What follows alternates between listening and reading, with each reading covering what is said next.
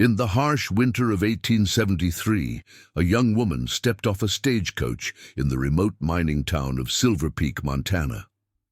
Her thin cotton dress was no match for the biting cold, and her shivering hands clutched just one small bag containing everything she owned in the world.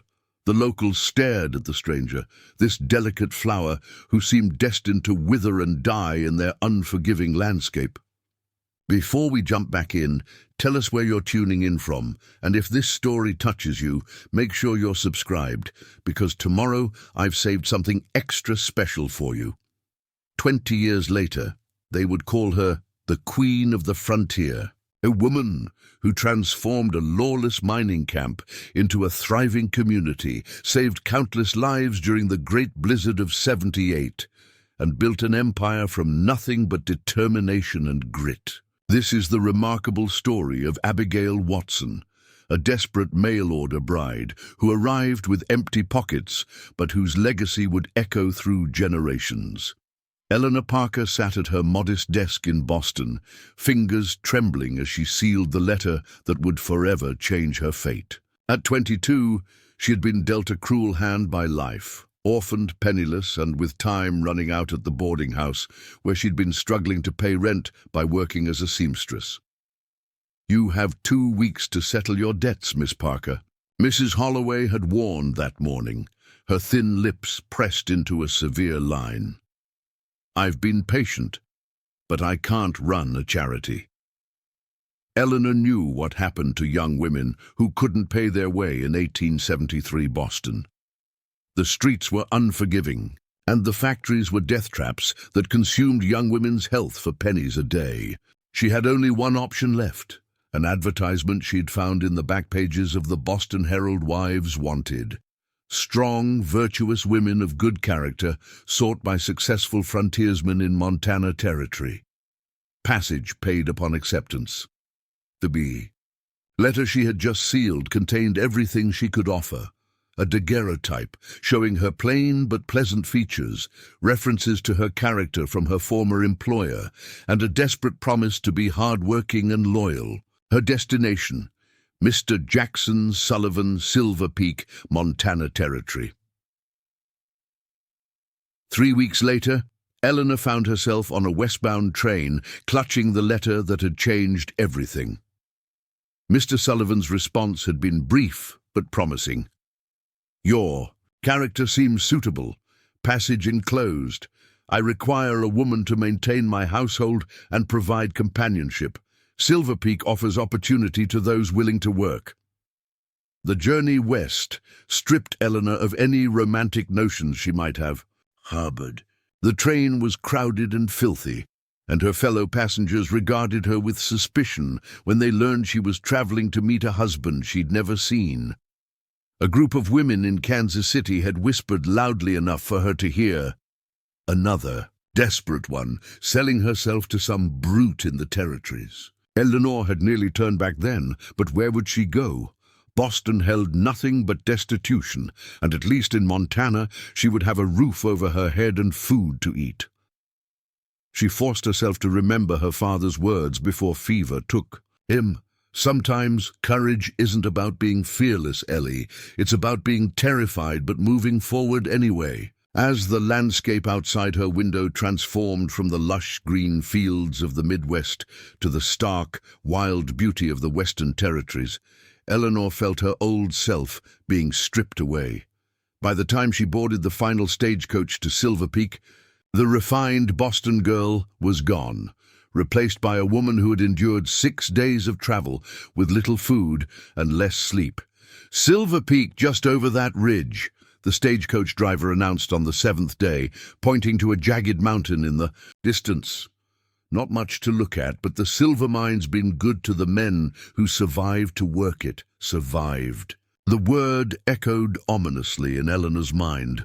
The stagecoach crested the final hill, revealing a scatter of wooden buildings clinging to the mountainside like desperate children. Smoke rose from crude chimneys, and men in dirt-caked clothes milled around what appeared to be a saloon. This was to be her home. "Last stop, Silver Peak," the driver called out. pulling the horses to a halt in what passed for the town square. Eleanor descended from the coach on trembling legs, the bitter December, cold cutting through her thin dress. She had sold her coat 3 days earlier to buy food when her provisions ran out. Now, as snowflakes began to fall, she clutched her single bag, containing a spare dress, her mother's Bible, and a small silver hairbrush that was her only inheritance. The coach pulled away, leaving her alone in the snow. Men stopped to stare at her, their gazes making her clutch her bag more tightly to her chest. "You lost, miss," a gruff voice called out. Before Eleanor could answer, a tall figure emerged from the largest building in the square. He moved with purpose, his broad shoulders straight despite the cold wind that whipped his long coat around his legs. As he approached, Eleanor's heart sank.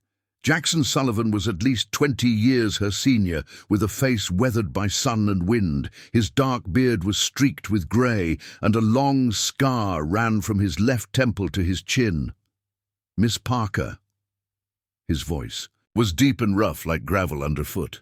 Eleanor managed a nod, forcing herself to meet his gaze. His eyes were an unsettling pale blue, assessing her as one might evaluate livestock. "You're smaller than I expected," he said finally. "Not much use in the kitchen garden or for carrying water." Eleanor straightened her back. "I'm stronger than I look, Mr. Sullivan, and I learn quickly." A hint of something, respect, perhaps, flickered in his eyes before disappearing. "You see, come along, storm's coming in." He didn't offer to take her bag or her arm, simply turning and expecting her to follow. Eleanor hurried after him, acutely aware of the eyes that followed their progress through the muddy street. They walked past the saloon, where piano music mingled with raucous laughter, past a general store with windows glazed with frost, and toward a cluster of houses on the edge of town. Sullivan's home was larger than the others, 2 stories of rough-hewn timber with glass windows, a luxury in this remote place. As they approached, Eleanor noticed the careful construction, the solid foundation, and the neat stack of firewood along one wall. Whatever else Jackson Sullivan might be, he was not a careless man. "This will be your home now," he said, opening the door. "If you prove satisfactory." The interior was surprisingly warm, heated by a large stone fireplace where flames crackled invitingly. The main room was sparsely furnished but clean, with a wooden table and chairs, a couple of bookshelves filled with volumes, and a rocking chair near the fire. The floors were swept, but there was a layer of dust on the mantelpiece and windowsills. "Your room is upstairs," Sullivan said, hanging his coat on a peg by the door. "Mine is down here." He gestured to a closed door off the main room, and Eleanor felt a wave of relief. At least he didn't expect her to share his bed immediately. "I run the assay office and own part interest in the Silver Queen mine," he continued, watching her. "Examine the room. I'm gone from sunrise to sunset most days. You'll be responsible for maintaining the house, cooking meals, and mending clothes. Can you cook?" "Yes," Eleanor said, though her experience was limited to helping in the boarding. "House kitchen? Good. There's a lean-to kitchen out back. Pump for water is in the yard. Root cellars stocked for winter." He pointed to another door. "Outhouse is 50 paces behind the house. Snow gets deep, so I've strung a rope line to follow in blizzards." Eleanor nodded, trying to absorb all this information while still shivering. In her thin dress, Sullivan frowned. "Where's your coat?" I had to sell it," she admitted. "For food on the journey." His frown deepened. "Foolish. You'll freeze to death in a Montana winter without proper clothing." He crossed to a trunk in the corner and pulled out a wool blanket. "Wrap yourself in this for now. Tomorrow we'll see about getting you proper attire." Eleanor accepted the blanket gratefully, wrapping it around her shoulders. "Are you hungry?" he asked. She hadn't eaten since a meager breakfast on the stagecoach. "Yes, sir." Sullivan nodded and moved to the kitchen lean-to. Eleanor followed hesitantly, watching as he expertly stoked a cast-iron stove and placed a pot of stew over the heat. "Usually have this ready when I return home," he said, the statement clearly an expectation for the future. "Bread's in the tin there." They ate in silence, Eleanor too exhausted and overwhelmed to make conversation, Sullivan seemingly content with the quiet. The stew was simple but filling, venison with root vegetables, and Eleanor ate until her bowl was empty. "Thank you," she said when she finished. Sullivan merely nodded. "You should rest. Tomorrow will be a long day." He showed her to a small but clean bedroom upstairs. A narrow bed with a straw mattress stood against one wall, a washstand with a pitcher and basin against another. A small window looked out over the mountains, now obscured by the falling snow. "There's extra blankets in the chest," Sullivan said. "Winter nights get cold enough to freeze the blood in your veins." With that cheerful thought, he left her alone, his heavy footsteps retreating down the stairs. Eleanor sat on the edge of the bed, still wrapped in the wool blanket. What had she done? Who was this stern, scarred man she had promised to marry? What would become of her in this wild, remote place? She unpacked her meager belongings, placing her mother's Bible on the small table beside the bed. Then, too tired to even cry, she crawled under the blankets, fully dressed, and fell into an exhausted sleep. Morning came with blinding brightness as sunlight reflected off fresh snow. Eleanor woke, disoriented, momentarily forgetting where she was until the unfamiliar ceiling above her brought reality crashing back. She rose quickly, remembering Sullivan's warning about a long day ahead. She washed her face in the icy water from the pitcher, changed into her only other dress, and pinned her hair neatly. Preparing and narrating this story took us a lot of time, so if you are enjoying it, subscribe to our channel. It means a lot to us. Now back to the story. Downstairs, she found the main room empty, but a fire was already burning in the grate. On the table was a note weighted down by a coin. "Gone to work. Return at midday to introduce you to town. Use coin for necessities at Mason's General Store. Coffee in blue tin." Eleanor pocketed the coin and set about exploring her new domain. The kitchen lean-to was primitive but functional, with a good stove, various cooking implements hanging from hooks and shelves stocked with basic provisions. The pump in the yard required her to break through a thin crust of ice before yielding water. The outhouse was, indeed, exactly 50 paces behind the house, with a rope line guiding the way. By mid-morning, Eleanor had swept the floors, dusted the neglected surfaces, and discovered the extent of the housekeeping that had been neglected. In Sullivan's bachelor existence, she had just put coffee on to boil when the front door opened. Sullivan stamped snow from his boots and hung his coat. If he noticed the improved cleanliness of his home, he gave no indication. "Come," he said. "Time you met the town." He handed her a heavy coat, far too large for her frame but wonderfully warm. "Mrs. Whittaker down the way passed last month. Her husband said you might as well have this, since she has no more need of it." Eleanor accepted the dead woman's coat with murmured thanks, trying not to think about the omen it might represent.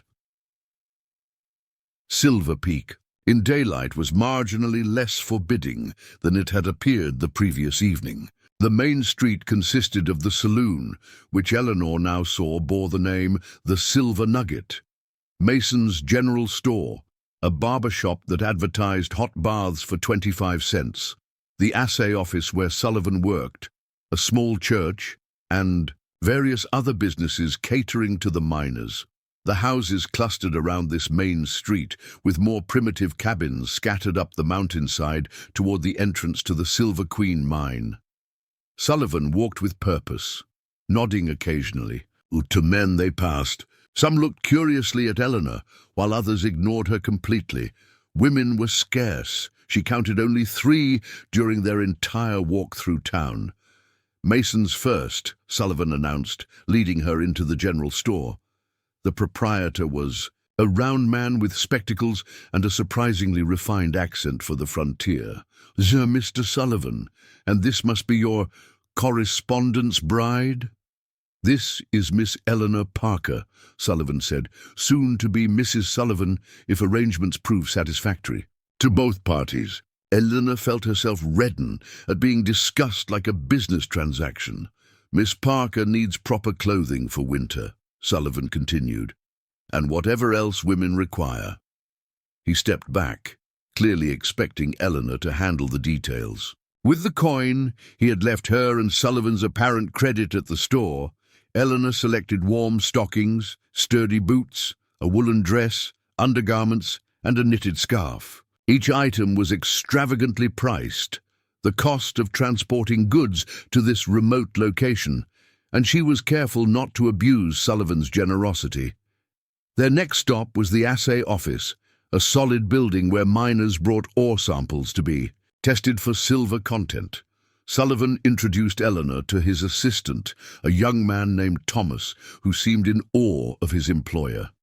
"Miss Parker will be handling household matters," Sullivan told the young man.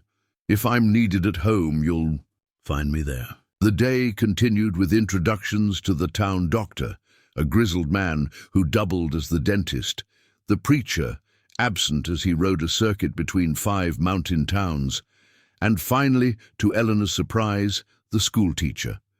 Miss Sarah Jenkins was perhaps 30, with a stern face but kind eyes. She taught in a one-room schoolhouse at the edge of town. "We have 18 children when they all attend," she told Eleanor, "from ages 5 to 14.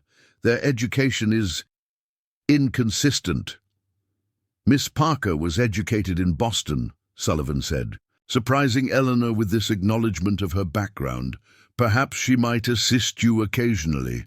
Miss Jenkins brightened. "That would be most welcome. I've been alone in this endeavor for 3 years." Their final stop was the home of Mrs. Margaret Wilson, one of the few married women in Silver Peak. Her husband owned the general store, and she greeted Eleanor with genuine warmth. "Another woman? Praise the Lord," she said, ushering them inside. "I was beginning to think I'd never have female companionship in this wilderness," Mrs. Wilson insisted. They stayed for tea, during which she provided Eleanor with more practical information about surviving in Silver Peak than Sullivan had offered. She explained the rhythm of the mining town, the dangers of winter storms, where to find wild berries in summer, and which men to avoid when they came down from the mines on payday. "You've chosen well, Mr. Sullivan," she told Eleanor's soon-to-be husband. "She has good eyes, keen, observant." Sullivan merely nodded, but Eleanor sensed he was pleased with Mrs. Wilson's assessment. As they walked back to Sullivan's house, her house now, Eleanor supposed, she gathered her courage to ask the question that had been burning in her mind. "Mr. Sullivan, when do you intend for us to marry?" He glanced at her, those pale blue eyes unreadable. "The circuit preacher comes through the first Sunday of each month. If we both find the arrangement satisfactory, we'll marry then." A month. She had a month to prove herself satisfactory, or what?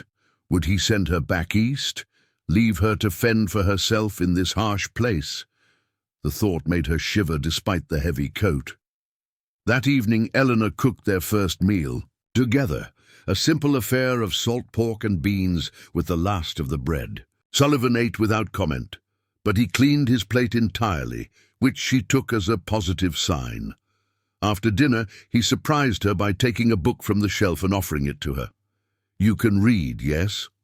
"Of course," Eleanor said slightly, offended by the question. "Good. Read aloud then. Winter nights are long in Silver Peak." The book was a collection of Shakespeare's sonnets, its binding worn from frequent handling. Eleanor opened to a page marked with a scrap of paper and began to read, her voice gaining strength as she continued. When she glanced up after several sonnets, she found Sullivan watching her with an intensity that made her breath catch. "Your voice is pleasing," he said finally. "Continue." And so established their evening routine. After dinner, Eleanor would read aloud while Sullivan carved intricate patterns into pieces of wood or repaired items around the house. Sometimes he would explain the workings of the mine or the assay office. Occasionally, he asked about her life in Boston, listening intently to her answers but offering little of his own past in return. Days passed, and Eleanor settled into the rhythm of frontier life. She learned to manage the temperamental stove, discovered which vegetables kept best in the root cellar, and developed calluses from pumping water and carrying wood. Twice a week, she assisted Miss Jenkins at the schoolhouse, finding unexpected joy in teaching the rough-and-tumble mining children their letters and sums. Gradually, she began to transform Sullivan's house into a home. She sewed curtains from fabric purchased at Mason's, arranged wildflowers in jars when the snow retreated enough to find them, and convinced Sullivan to help her move furniture to create a more welcoming space. He complied with these requests without complaint, and Eleanor sometimes caught him looking at her handiwork with what might have been approval. As the first Sunday of February approached, the day the circuit preacher was due to arrive, Eleanor found herself torn. Part of her had come to appreciate the ordered existence she shared with Jackson Sullivan. He was fair, if not demonstrative, and she had a growing suspicion that his gruff exterior concealed a more complex man than she had initially judged him to be, but another part of her wondered if she was merely accepting her fate too readily. Was there more to life than this quiet existence in a remote mining town? What dreams was she surrendering by binding herself to this man and this place? The night before the preacher's expected arrival, Sullivan broke their routine by speaking after dinner rather than asking her to read. "Tomorrow the preacher comes," he said, his voice oddly hesitant. "We should discuss our arrangement." Eleanor set the book aside, her heart racing. "Yes, I suppose we should." Sullivan studied his hands for a moment before meeting her gaze. "You've proven capable. The house is well kept. The meals are good. You've made yourself useful to the community with the teaching." Such romantic praise, Eleanor thought wryly, but remained silent. "I believe you would make a suitable wife," he continued, "but I have no wish to trap you in an unwanted marriage. If you find the prospect of remaining in Silver Peak as Mrs. Sullivan disagreeable, I will purchase your ticket back east." The offer stunned Eleanor. She had not expected him to provide her with a choice. In the past month, she had come to understand that Jackson Sullivan was a fair man, but this level of consideration surprised her. "And if I choose to stay?" she asked carefully. Something flickered in his pale eyes. "Then we will marry tomorrow, and you will have the protection of my name and the security of my home. I cannot promise you wealth, but I can promise you will never want for necessities, and I can promise you respect." "Not love?" The question slipped out before Eleanor could stop it. Sullivan's expression darkened. "I had a wife once. She came west with grand expectations and found only disappointment. The winter of '65 took her and our unborn child." His voice grew rough. "I do not speak of love easily, Miss Parker, but I can offer partnership, protection, and purpose." In that moment, Eleanor saw behind the mask of the stern, scarred man to the grief he carried. She thought of Boston, of the life she had left behind, the hunger, the desperation, the looming threat of destitution.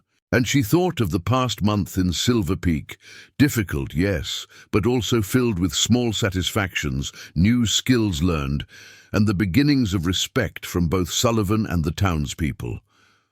"I will stay," she said simply. "I will marry." "You tomorrow?" Sullivan nodded, his relief evident, though he tried to conceal it. "Very well, we should both rest. Tomorrow will bring change for us both." As Eleanor climbed the stairs to what would be her bedroom for the last night before becoming Mrs. Sullivan, she wondered what the future held. She was under no illusions. Life in Silver Peak would be hard, the winters brutal, the comforts few. Jackson Sullivan was not an easy man, carrying wounds both visible and hidden. But perhaps, Eleanor thought as she looked out her window at the star-strewn sky above the mountains, perhaps there was strength to be found in this harsh place. Perhaps there was purpose in creating order and beauty in this wild frontier. Perhaps in time there might even be something that, if not love, could grow into a bond of mutual respect and caring. Tomorrow she would become Mrs. Eleanor Sullivan, wife of a frontier mine owner, resident of Silver Peak. It was not the future she had imagined for herself, but as she prepared for bed, Eleanor realized it was a future she was increasingly ready to embrace, with all its hardships and all its possibilities. The morning of Eleanor's wedding dawned clear and bitterly cold. She stood at her bedroom window, watching the sun transform the snow-covered mountains into glittering diamonds, aware that this moment marked the division between her old life and whatever lay ahead. Downstairs, she found Sullivan already dressed. In his finest, a black wool suit that had seen better days but had been meticulously brushed clean. He looked up when she entered, his expression softening almost imperceptibly. "Mrs. Wilson will arrive shortly to help you prepare," he said. "I've business at the assay office before the ceremony." Eleanor nodded, grateful for the time to gather her thoughts. After Sullivan departed, she sat in the rocking chair by the fire, attempting to calm her racing heart. What did she really know about the man she was about to marry? He was fair, hard-working, and respected in town. But he was also scarred, inside and out, by a past he rarely discussed. Mrs. Wilson arrived with a flurry of excitement, carrying a package wrapped in brown paper. "A wedding requires a proper dress," she announced, revealing a gown of deep blue wool. "It was my sister's. She's back in Ohio now. Never suited her coloring, but it will be perfect with your auburn hair." The dress fit well enough with only minor adjustments. Mrs. Wilson helped Eleanor arrange her hair, weaving blue ribbons through the intricate braids she created. When they finished, Mrs. Wilson stepped back with satisfaction. "You'll do just fine, dear. Sullivan's a good man, better than most in these parts. Keeps his word and his temper, which is rare enough among the mining folk." The ceremony took place in the small church, attended by a curious assembly of townspeople. The circuit preacher, Reverend Hayes, was a weathered man with kind eyes who spoke the traditional words with genuine warmth. Sullivan stood straight back beside Eleanor, responding clearly when required, his voice never wavering. When it came time to seal their vows with a kiss, Sullivan hesitated, then leaned forward to place a brief, chaste kiss on Eleanor's lips, their first physical contact, beyond an occasional brush of hands. His beard tickled her skin, and she caught the scent of pine soap and something uniquely him. A modest celebration followed at the Silver Nugget, which had been cleared of its usual rowdy patrons for the occasion. The saloon owner, a boisterous man named Frank Murphy, presented them with a cake baked by his wife. "To the new Mrs. Sullivan," he toasted, raising a glass of whiskey. "May she bring beauty and grace to our humble establishment whenever she honors us with her presence." The miners and townspeople cheered, more enthusiastic about an excuse for celebration than about the marriage itself, Eleanor suspected. Still, several people approached to offer congratulations, including Thomas from the assay office, Miss Jenkins, and even the town doctor. "You've married a legend, you know," the doctor told her quietly. During the avalanche of '69, Sullivan dug through 20 feet of snow with his bare hands to reach trapped miners. Saved 5 men when everyone else had given up. His hands were frostbitten so badly I thought he'd lose fingers. Eleanor glanced at her new husband, who was deep in conversation with the owner of the general store. She had noticed the scarring on his hands, but had never asked its origin. There was clearly more to Jackson Sullivan than met the eye. As the celebration wound down, Sullivan approached, offering his arm. "Shall we return home, Mrs. Sullivan?" Mrs. Sullivan. The name sounded foreign to her ears, as if he were addressing Someone else. They walked home in the fading light, snowflakes beginning to fall around them. Neither spoke, but the silence wasn't uncomfortable. When they reached the house, Sullivan paused at the threshold, then surprised Eleanor by scooping her into his arms and carrying her inside. "Tradition," he muttered, his cheeks flushed beneath. His beard. Once inside, he set her down carefully and stepped back, suddenly awkward. Eleanor realized he was as uncertain as she was about what came next. "I'll prepare dinner," she said, moving toward the kitchen. "No." Sullivan's voice stopped her. "Not tonight. I've arranged something." From a cupboard, he produced a bottle of wine and 2 slightly mismatched glasses. "From California," he explained. "Ordered it special from Mason's." Eleanor watched in amazement as he then retrieved a basket containing bread, cheese, and preserved fruits. Luxuries in Silver Peak, especially. In winter. "A wedding feast," he said almost shyly. They sat before the fire, sharing this modest but meaningful meal. The wine loosened Sullivan's usual reserve, and he spoke more freely than ever before, telling Eleanor about his journey west after the war, his discovery of silver in the mountains, and the early days of Silver Peak. It was just tense then, he said. Men living like animals, fighting over claims and rotting from scurvy because nobody thought to eat anything but beans and bacon. I saw the potential for something more. "Is that why you built this house?" Eleanor asked. "Because you saw the potential for something more than a mining camp." Sullivan studied his glass. "I built it for my first wife, Rebecca. She deserved better than a tent or a crude cabin." His voice grew distant.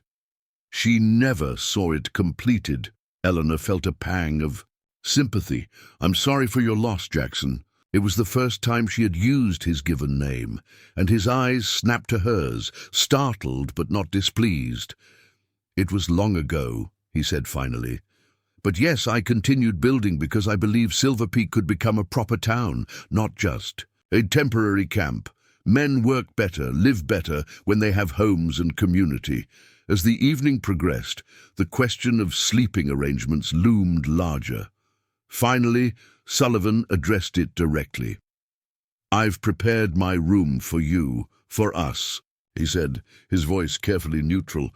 "But I can sleep by the fire if you prefer. I have no wish to rush you." Eleanor appreciated his consideration, but she was also pragmatic. They were married now. "Your room, our room, will be fine." The bedroom downstairs was larger than her previous room, dominated by a substantial bed with a handmade quilt. Sullivan had cleared space in the wardrobe for her few belongings and added a second washstand. When it came time to retire, he turned his back politely while she changed into her nightgown, then extinguished all but one candle before removing his own. Clothes down to his long underwear. Even in the dim light, Eleanor could see the extent of the scarring on his body. Not just his face and hands, but his arms and torso as well, telling tales of hardships she could only imagine. He joined her beneath the heavy quilts, maintaining a careful distance. "Good night, Mrs. Sullivan," he said formally. "Good night, Jackson," she replied. In the darkness, she felt him shift slightly closer, his hand finding hers beneath the covers. It wasn't passion, but it was a beginning, an acknowledgement of their new bond, fragile but real. Spring arrived suddenly in Silver Peak, the snow retreating. Up the mountainsides, as if chased by the warming sun. With the thaw came new challenges and opportunities. The population of the town swelled as miners who had wintered elsewhere returned to their claims, bringing with them an increased demand. For services, Eleanor found herself busier than ever.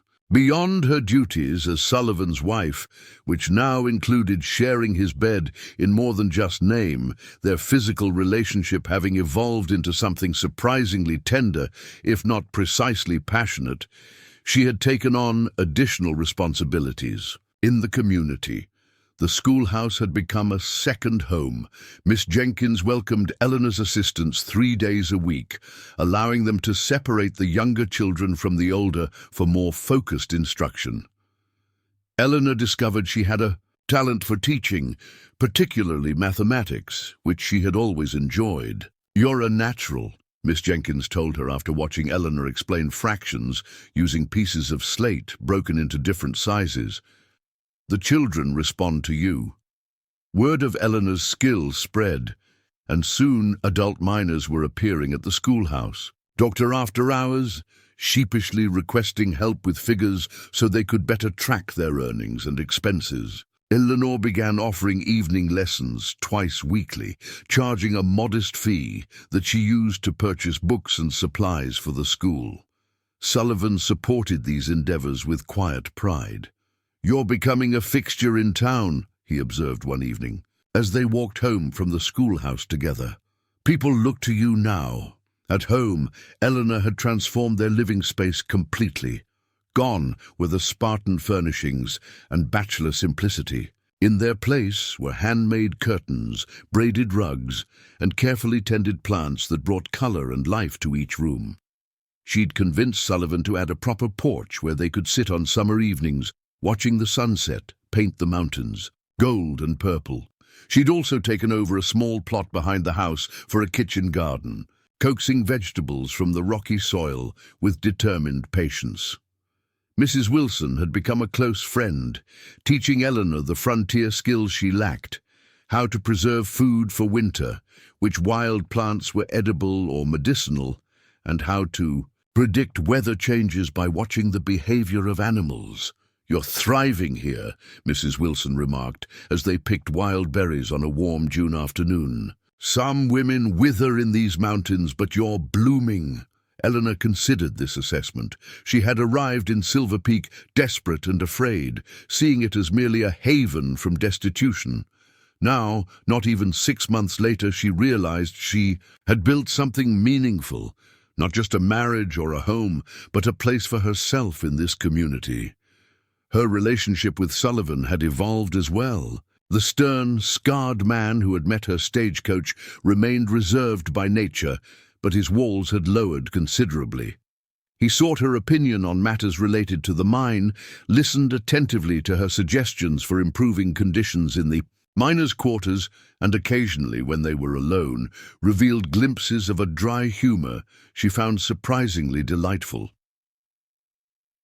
One evening in late June, as they sat on their new porch watching twilight settle over the mountains, Sullivan broached a subject that took Eleanor by surprise. "Mason received a shipment of lumber today," he said, apparently focused on whittling a piece of pine into what would eventually become a chess piece. He was crafting a set, a project he worked on in rare moments of leisure. "Enough to build an addition to the house." Eleanor glanced at him curiously.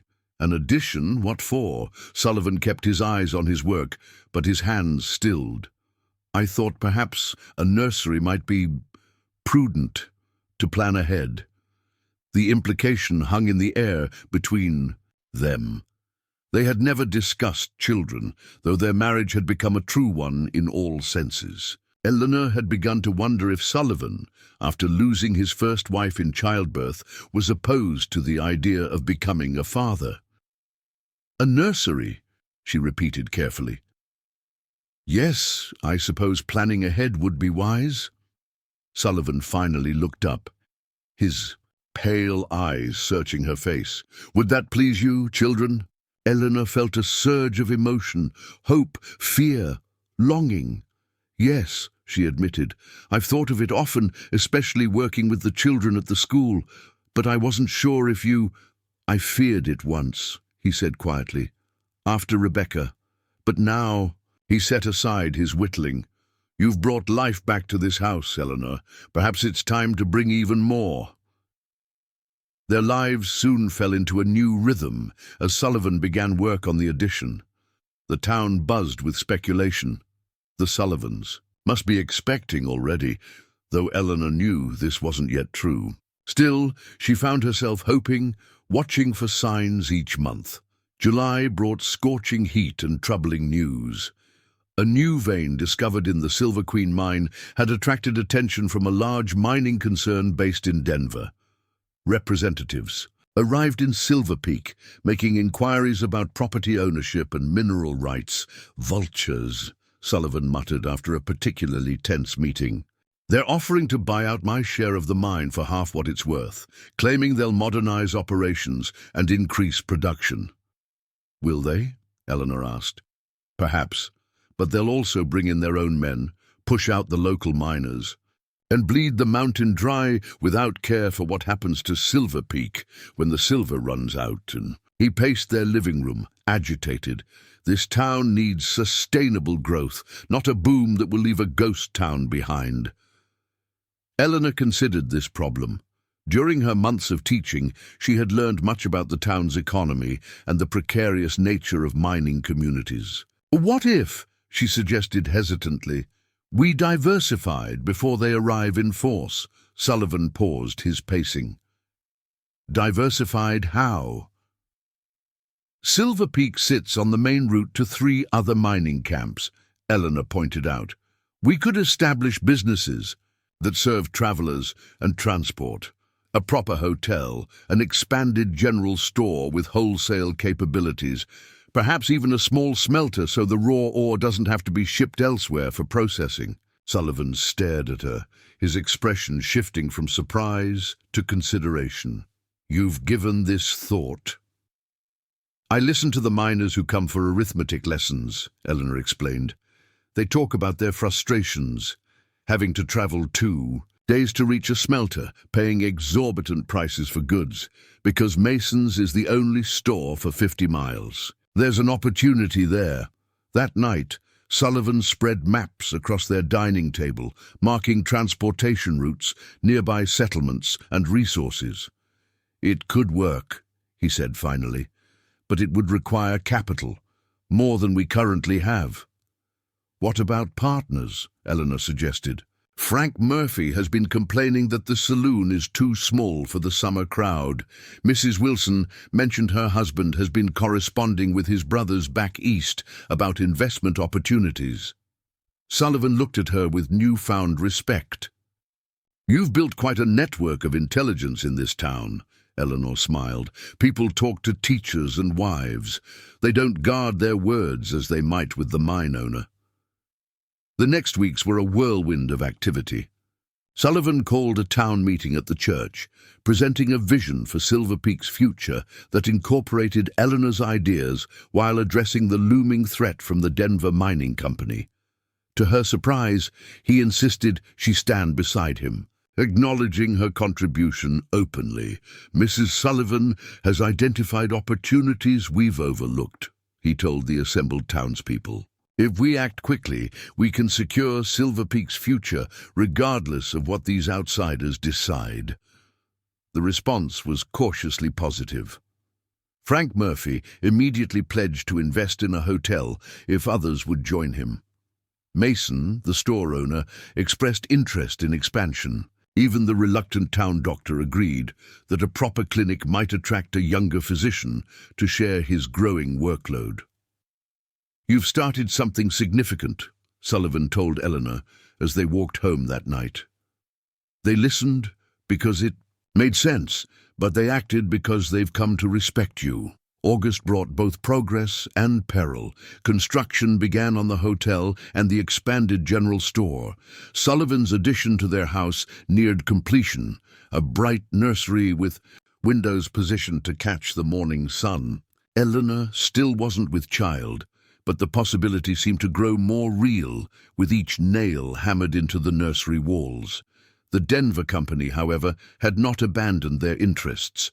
2 representatives returned, this time with a team of surveyors and a letter from the territorial governor expressing support for development initiatives in the region.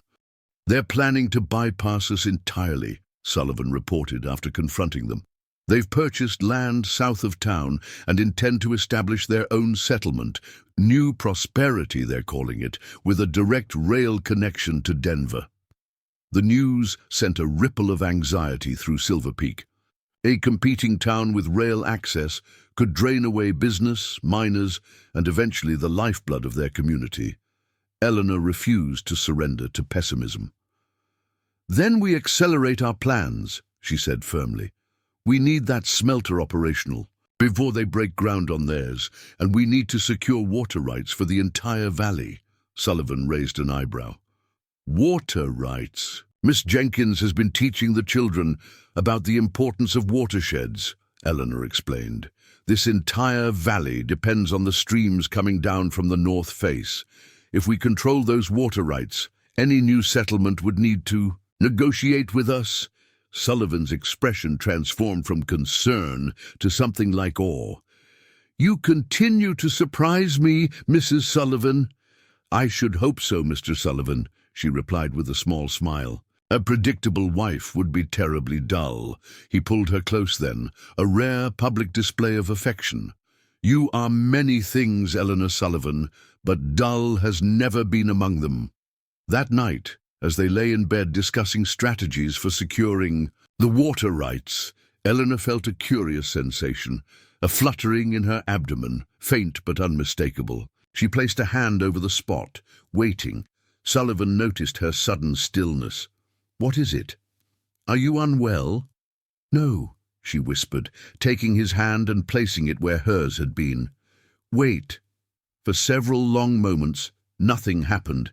Then, just as Sullivan began to withdraw his hand, the fluttering came again, stronger this time. His eyes widened. "Is that—" Eleanor nodded, her throat tight with emotion. "Our child." Sullivan's scarred face transformed, years of hardness melting away, as he gazed at her with naked wonder. "Our child," he repeated, his voice rough with feeling. In that moment, as Sullivan's calloused hand rested protectively over their growing child, Eleanor felt a surge of fierce determination. She had come to this wild place with nothing, desperate and alone. Now she had a husband, a home, a purpose, and soon a child. She had found not just survival in Silver Peak, but the chance to build something lasting. The Denver Company and their plans for new prosperity weren't just a threat to the town. They were a threat to everything she and Sullivan were building, to the future they envisioned for their family. Eleanor resolved then that she would not allow anyone to undermine Silver Peak's potential. She would fight for this town as fiercely as she would fight for her own child. "We'll secure those water rights tomorrow," Sullivan said, his hand still, resting on her abdomen. "And then we'll gather the town leaders to accelerate the smelter construction." Eleanor nodded, her mind already racing ahead to next steps, potential obstacles, necessary alliances. "The Denver Company has money and political connections," she said thoughtfully, "but we have something they don't." "What's that?" "We have people who are fighting for their homes, not just profits." Eleanor covered his hand with hers. "And now we have even more reason to ensure Silver Peak doesn't just survive, it thrives." As the baby moved again beneath their joined hands, Eleanor and Sullivan exchanged a look of profound understanding. The battle for Silver Peak's future had only just begun, but they would face it together, the mine owner and his mail-order bride, now partners in every sense of the word.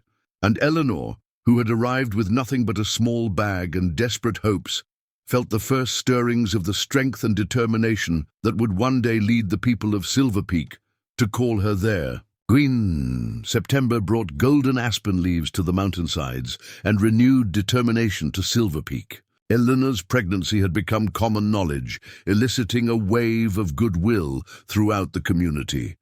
Women brought handmade baby clothes and shared folk wisdom about childbirth and infant care. Men tipped their hats to her with newfound respect, speaking in hushed tones when she passed, as if her condition granted her a sacred status. Sullivan had secured the water rights to the northern streams, registering them quietly in Helena before the Denver Company realized their strategic importance. The town council, A newly formed body that included Sullivan, Frank Murphy, Mason, and unexpectedly Eleanor as secretary, met weekly to coordinate their defense against the encroaching threat of new prosperity. Their surveyors have mapped the valley floor, Sullivan reported during an October meeting held in the back room of Mason's expanded store. They're bringing in equipment to break ground before the first snow. How many men? Frank Murphy asked, puffing on his pipe. 20, initially, with more to follow once construction begins. Eleanor, taking notes in her precise handwriting, looked up. Where will they stay? Their settlement won't have housing yet.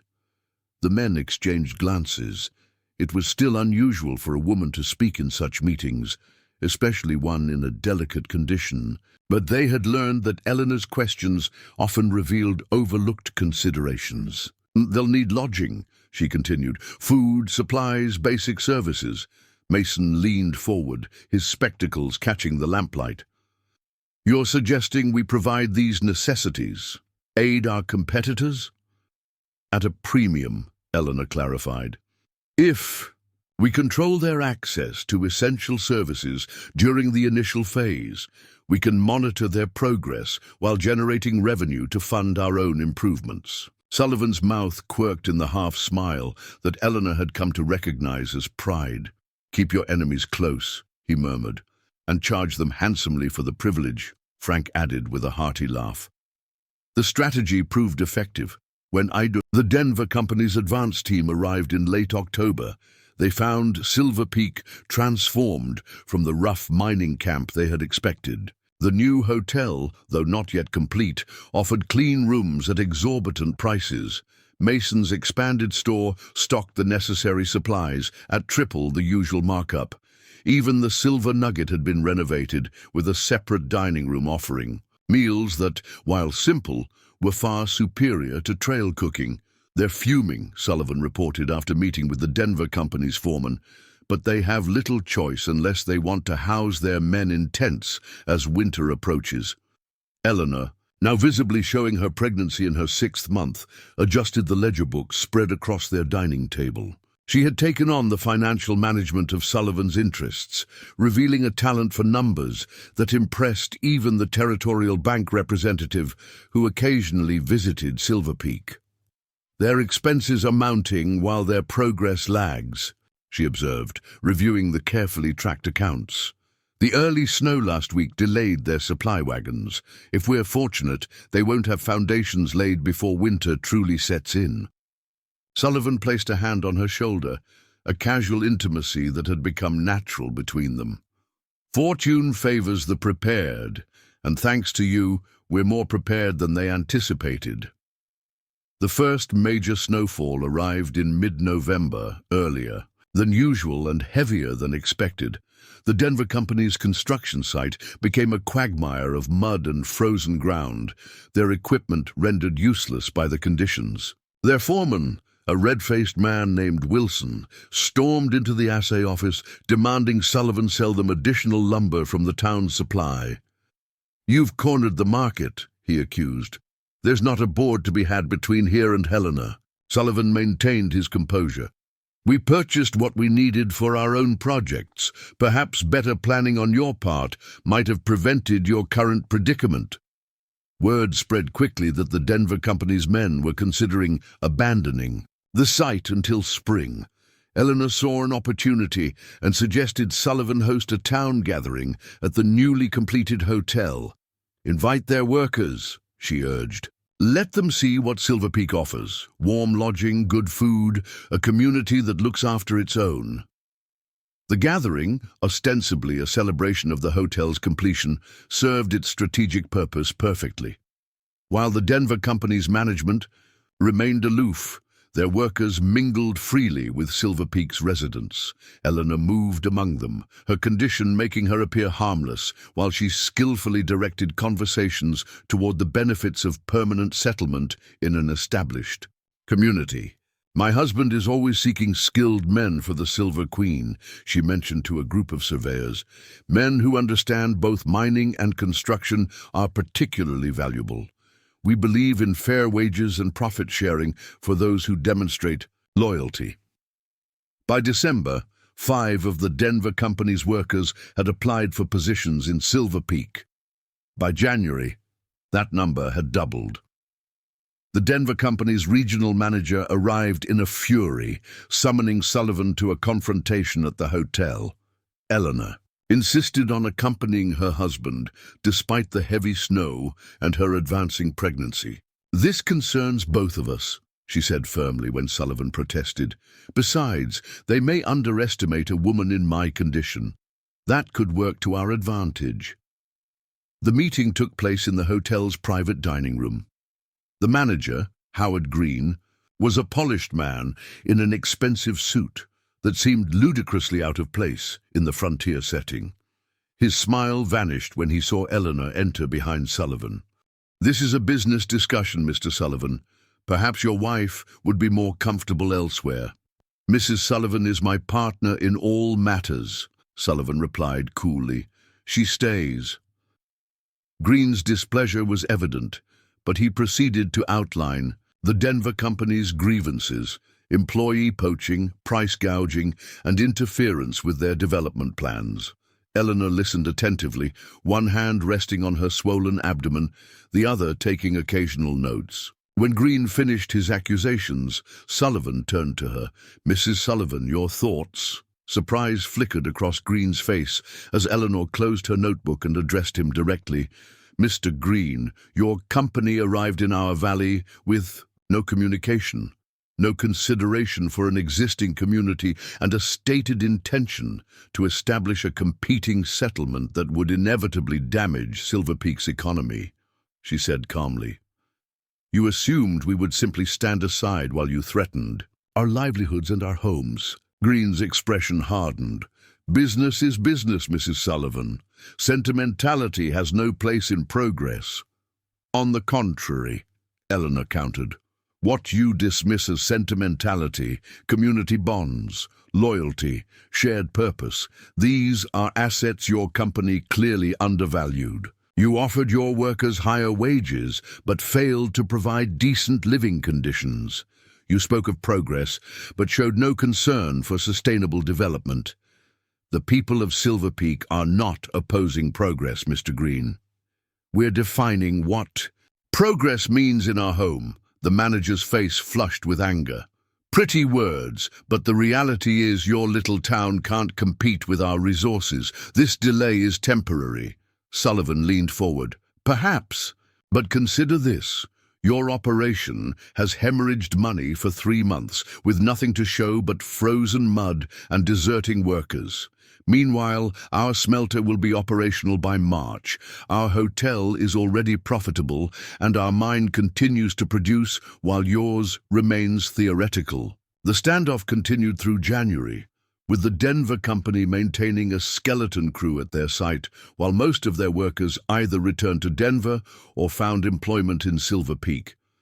Eleanor used this respite to advance her own project, a proper medical clinic to replace the doctor's cramped office.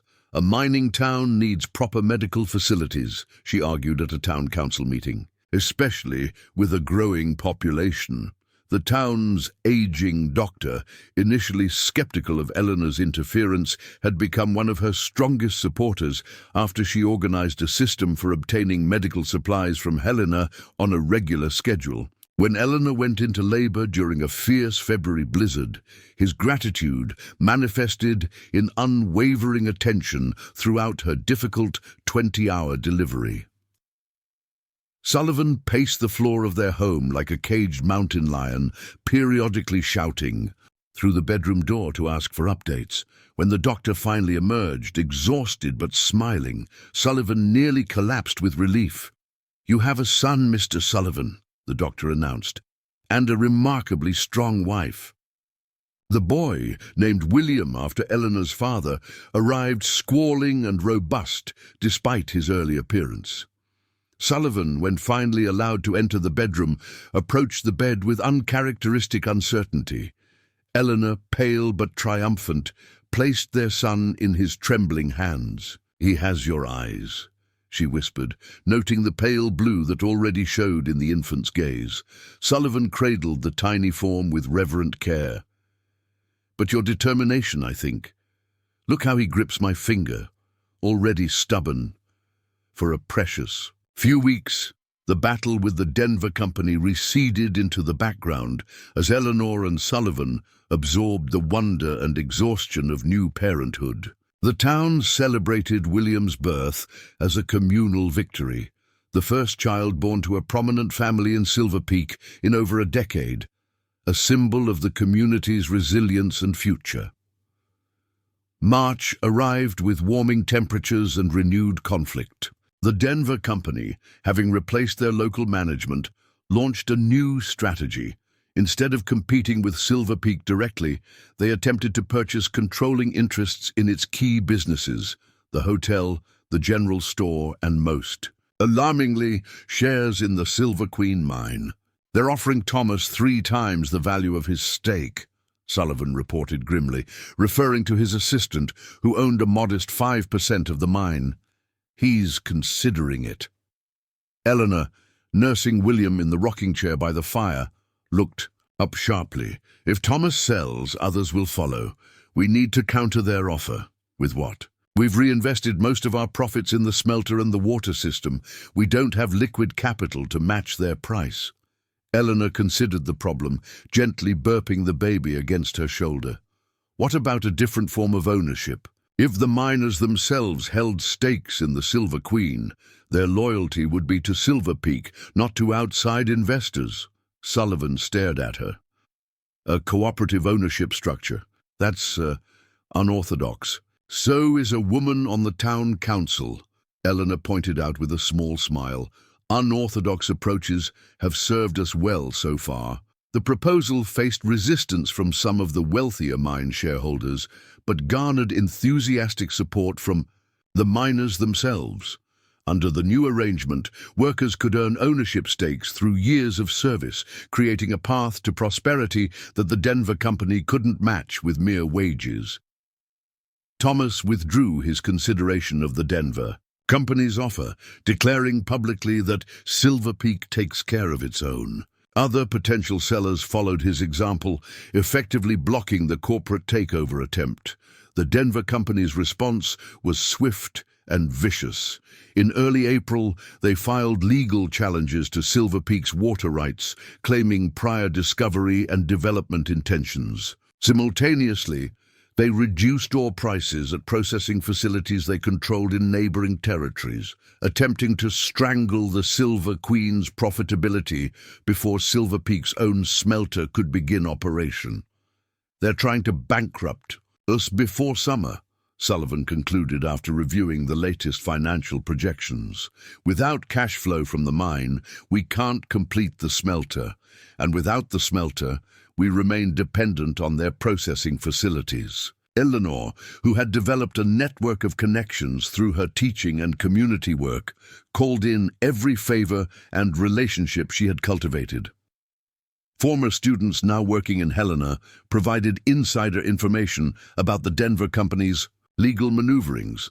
The circuit preacher, who served congregations throughout the territory, brought news and carried messages. Even the occasional travelers passing through the hotel became sources of intelligence and potential allies. "The territorial governor is visiting Helena next month," Eleanor announced one evening after speaking with a drummer who had stopped at the hotel. "He's concerned about corporate influences in mining communities." Sullivan looked up from the maps spread across their table. "How does that help us?" "The governor's wife was once my mother's friend in Boston," Eleanor revealed. "I've written to her, explaining our situation. She's arranged an audience for us when he visits." Sullivan's eyebrows rose. "You never mentioned this connection." Eleanor shrugged, adjusting William in her arms. "It wasn't relevant until now. I've maintained correspondence with many people from my previous life. Information and relationships are resources, just like silver or timber." The meeting with the territorial governor in Helena proved pivotal. Eleanor, presenting the case for Silver Peak with eloquence and strategic documentation, emphasized not the town's private interests, but its value as a model for sustainable frontier development. What we've created in Silver Peak demonstrates how mining communities can evolve beyond the boom and bust cycle, she explained, presenting the cooperative ownership structure, the diversified businesses, and the investment in infrastructure, like the school and medical clinic. We're building a permanent settlement that will contribute to the territory's stability long after the silver runs out. The governor, impressed by both the presentation and Eleanor herself, a cultured Easterner who had adapted so successfully to frontier life, agreed to review the Denver company's legal challenges personally. He also expressed interest in visiting Silver Peak to see its developments firsthand. "You've created quite the advocate for our cause," Sullivan told Eleanor as their stagecoach rumbled back toward Silver Peak. "He couldn't take his eyes off you." Eleanor smiled, cradling William, who had weathered his first journey remarkably well. He was watching with curiosity. An Eastern lady turned frontier wife, presenting a mining policy instead of serving tea. "But if that curiosity serves our purpose, I'll gladly be the spectacle." The governor's promised visit came in late May, as wildflowers carpeted the mountain meadows and Silver Peak showed itself to best advantage. The entire town mobilized to create a positive impression. Buildings freshly painted, streets cleared. Of mud and debris, children rehearsed for a special performance at the school. Eleanor, despite having a 4-month-old constantly at her breast or hip, somehow managed to coordinate these efforts while preparing their home to host the governor for dinner. Sullivan watched her in amazement as she directed activities throughout. The town soothed the colicky William and still found time to review the latest financial reports from the mine. "How do you manage it all?" he asked, as she simultaneously nursed the baby and marked corrections on the schoolchildren's recitation program. Eleanor looked up, a flash of vulnerability breaking through her competent exterior. "Some days I'm not sure that I do, but there's so much at stake, not just for us but for everyone in Silver Peak." Sullivan knelt beside her chair, a rare gesture of humility from the proud mine owner. "You've transformed this town, Eleanor, and me along with it." The governor's visit exceeded all expectations. Impressed by the smelter nearing completion, the orderly development, and the evident community spirit, he publicly praised Silver Peak as a model for territorial growth. More importantly, he indicated that the Denver company's legal challenges were unlikely to succeed given the clear evidence of Silver Peak's prior development and rightful water claims. The day concluded with dinner at the Sullivan home, where Eleanor served a meal that balanced frontier practicality with Eastern refinement. Venison prepared with herbs from her garden, vegetables preserved from the previous summer, and bread baked fresh that morning. The governor's aide, taking careful notes throughout the day, paid particular attention to Eleanor's management of both the conversation and the household. After the governor departed the next morning, Frank Murphy burst into the Sullivans' home with a Helena newspaper in hand. "Have you seen this?" he demanded, spreading the paper on the table. The headline read, "Governor endorses frontier innovation, Silver Peak challenges corporate mining model."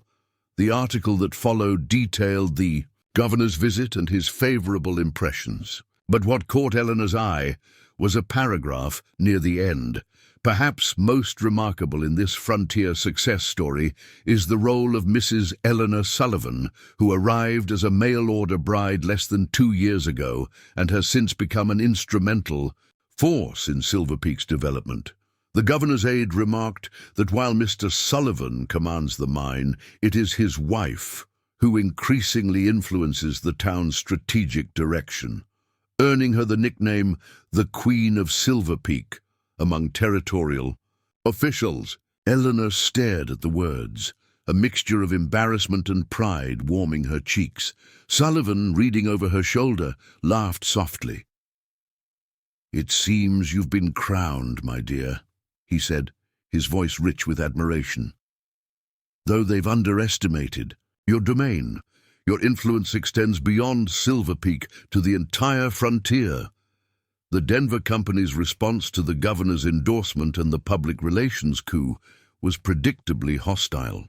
They launched one final offensive, an attempt to block the railroad spur that Silver Peak had been negotiating, which would connect the town to the main line being constructed 50 miles south. Without rail access, the smelter's capacity will exceed local needs, Sullivan explained to the town council. "We need to move processed ore efficiently to remain competitive." Eleanor, who had been corresponding with a college friend whose husband worked for the railroad, provided a solution. "The railroad is concerned primarily with guaranteed volume," she explained. "If we can demonstrate consistent production and community stability, they'll prefer our route to an unproven alternative." The council approved her proposal to offer the railroad a 5-year guarantee of minimum ore shipments, backed by the combined resources of Silver Peak's businesses. This cooperative approach, another innovation in a region where towns typically competed rather than collaborated internally, provided the security the railroad demanded. By July, as Silver Peak celebrated its most prosperous summer, the Denver company admitted defeat.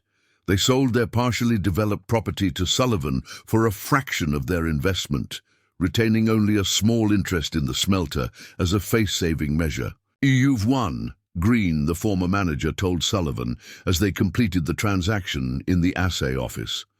"Though I suspect it's your wife who orchestrated our downfall." Sullivan's scarred face revealed nothing.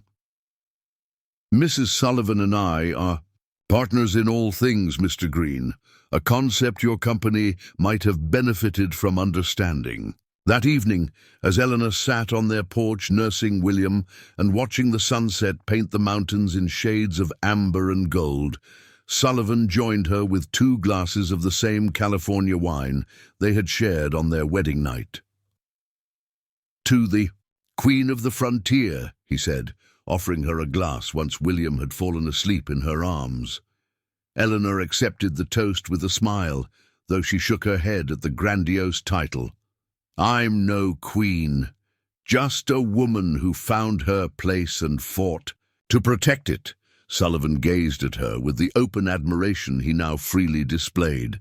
"You arrived here with nothing but determination, and you've built an empire. If that doesn't deserve a crown, I don't know what does." As they sat together in the lengthening shadows, Eleanor reflected on the journey that had brought her to this moment.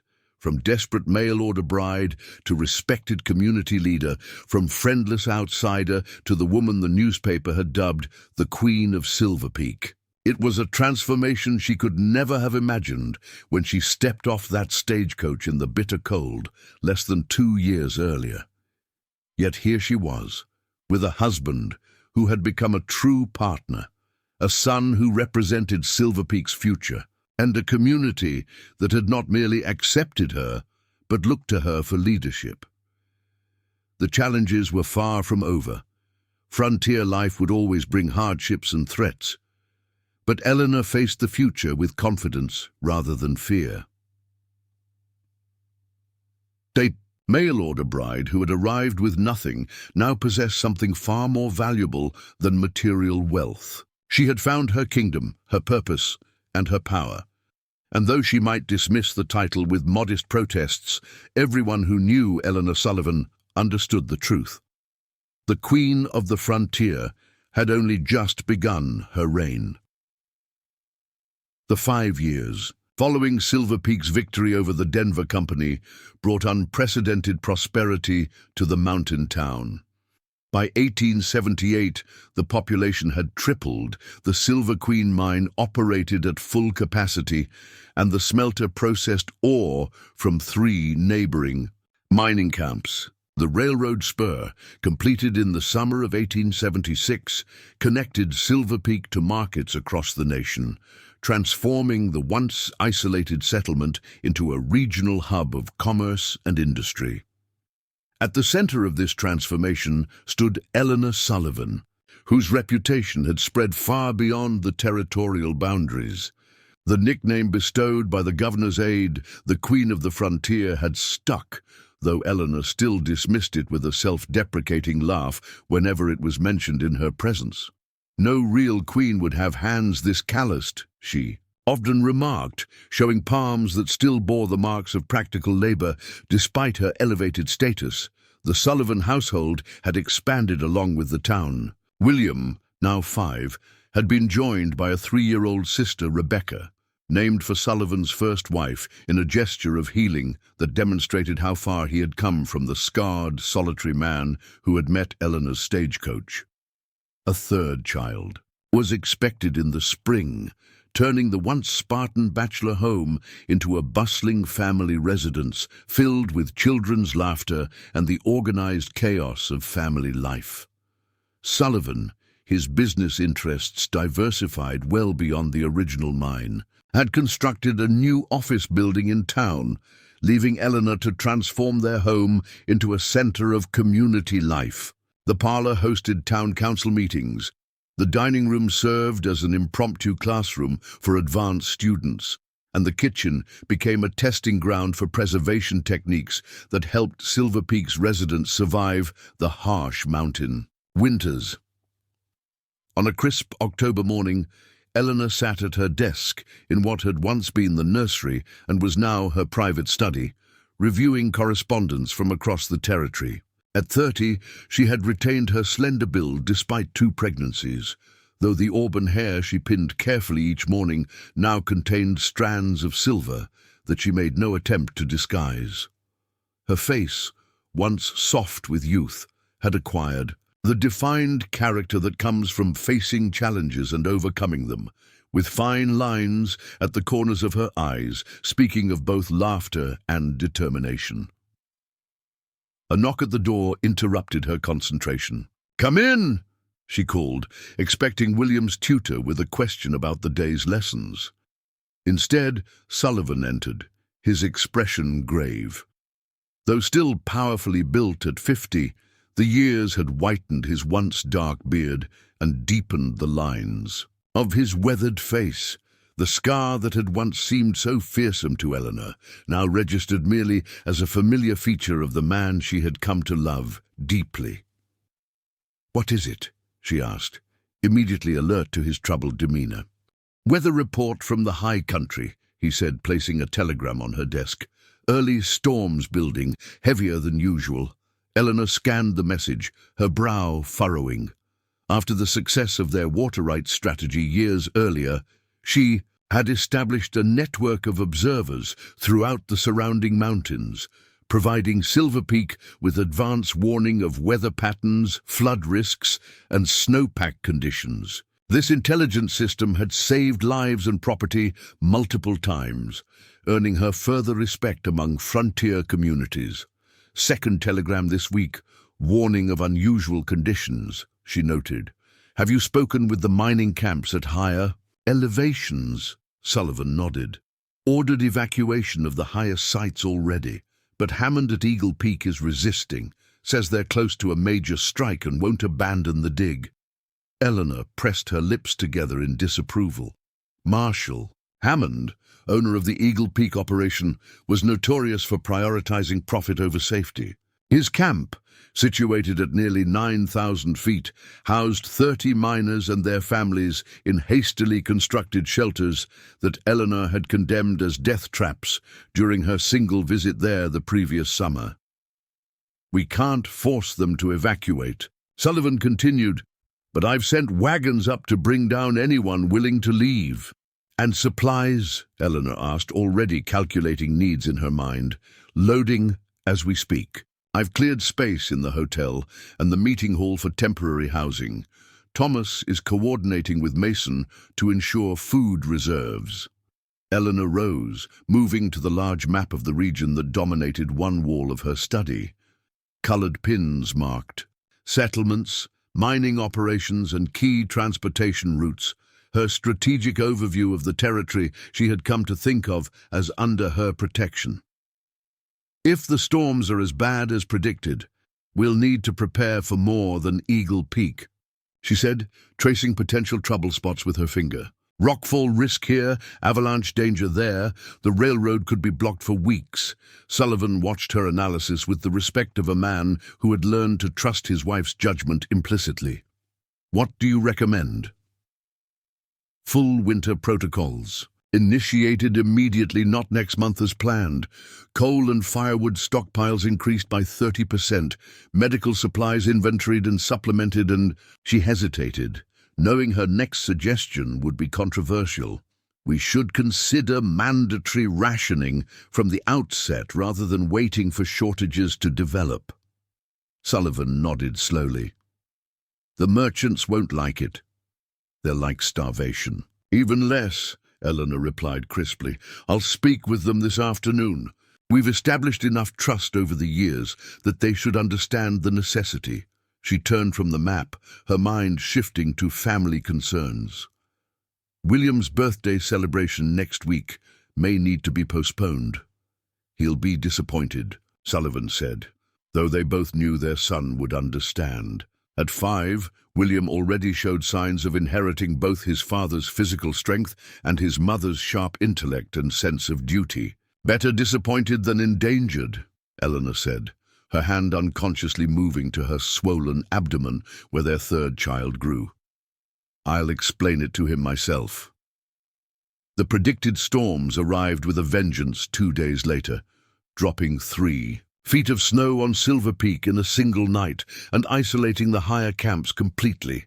Eleanor's preparations proved prescient as the temperature plummeted to record lows, and continued snowfall made travel impossible. From their home, converted partially into an emergency management center, Eleanor coordinated Silver Peak's response to the crisis. Years of community building had created a resilient town with well-established emergency protocols, allowing them to weather the initial onslaught better than many neighboring settlements. A week into what would later be called the Great Blizzard of 78, the first refugees from outlying areas began straggling into town, frost-bitten, exhausted miners from camps that had ignored evacuation warnings. Among them were 3 men from Eagle Peak, their harrowing tale confirming Eleanor's worst fears. Hammond refused to shut down operations even after the first storm, one man reported, as the town doctor treated his severely frostbitten hands. Said it would pass like any other. By the time he realized this was different, the trails were already impassable. How many remain at the camp? Eleanor asked, maintaining her composure despite the horror she felt. 27. Including 6 women and 4 children, the miner replied. Food was already running low when we left. The main shelter's roof collapsed under the snow 2 days ago. They've crowded into the remaining buildings, but without adequate heating. He didn't need to finish the sentence. Without rescue, the people at Eagle Peak would freeze or starve, perhaps both. That evening, Eleanor convened an emergency meeting of Silver Peak's leadership in her dining room. The situation at Eagle Peak dominated the discussion, with opinions divided on whether rescue was possible given the continuing storms and treacherous conditions. The pass is buried under at least 15 feet of snow, Frank Murphy argued. No, wagon could get through, and individual riders would be suicide missions. So we leave them to die, Eleanor challenged, her voice sharp. There are children up there. The room fell silent, the weight of the decision heavy on every shoulder. Sullivan, who had been quietly listening, finally spoke. Not wagons, sleds. All eyes turned to him. Norwegian miners in the northern camp built snow sleds last winter, wide runners, dog teams. They used them to transport light loads of ore when the trails were snowed under. Eleanor immediately grasped the potential. Are they here? The Norwegians, Sullivan nodded. Evacuated the day before the storm hit. 4 men with 2 sleds. Could they carry supplies up, bring people down? Possibly. It's still incredibly dangerous. The avalanche risk alone. Eleanor stood, decision made. Find the Norwegians. Ask for volunteers, but make it clear what they're facing. We'll need medical supplies, concentrated food, brandy, extra blankets, everything packed for maximum supply with minimum weight. As the meeting dispersed to implement her directives, Sullivan remained, his pale eyes studying her with a mixture of admiration and concern. "You should rest," he said quietly, nodding toward her pregnancy. "You've been on your feet coordinating relief efforts for days." Eleanor shook her head. "I can rest when those children are safe. Besides, the baby isn't due for months." Sullivan recognized the futility of arguing with his wife when her mind was set. Instead, he simply said, "I'll be going with the rescue party." Eleanor stilled, her heart constricting. "Jackson, I know the terrain better than anyone except the Norwegians," he said, his tone making it clear the decision was final. "And I won't ask men to take risks I won't face myself." Though fear clutched at her, Eleanor understood. This was the man she had married, a man of principle and courage. To ask him to remain safely in Silver Peak while others risked their lives would diminish him in his own eyes. "Then you'll need this," she said, removing the silver locket she always wore, a gift from Sullivan on the birth of their first child. Inside was a small family portrait, the only one they possessed. "Bring it back to me." Sullivan took the locket, closing his scarred hand around it tightly. "I will." The rescue mission departed before dawn the next morning. 4 Norwegian miners with their specially designed sleds, Sullivan, the town doctor, and 3 experienced mountaineers from Silver Peak who volunteered despite the risks. Eleanor stood in the swirling snow to see them off, William clutching her hand tightly as the dog teams disappeared into the storm. For 3 days, Silver Peak waited for news, the tension mounting as the storm continued unabated. Eleanor maintained a facade of calm efficiency, overseeing the town's emergency operations while privately wrestling with fear for her husband and the stranded families. On the 4th day, as Eleanor was conducting an inventory of the town's remaining medical supplies, a commotion erupted outside. She rushed to the door to find a crowd gathering in the main street despite the still falling snow. Down from the mountain trail came the rescue party, or what remained of it. 2 of the Norwegian sleds were laden with bundled figures.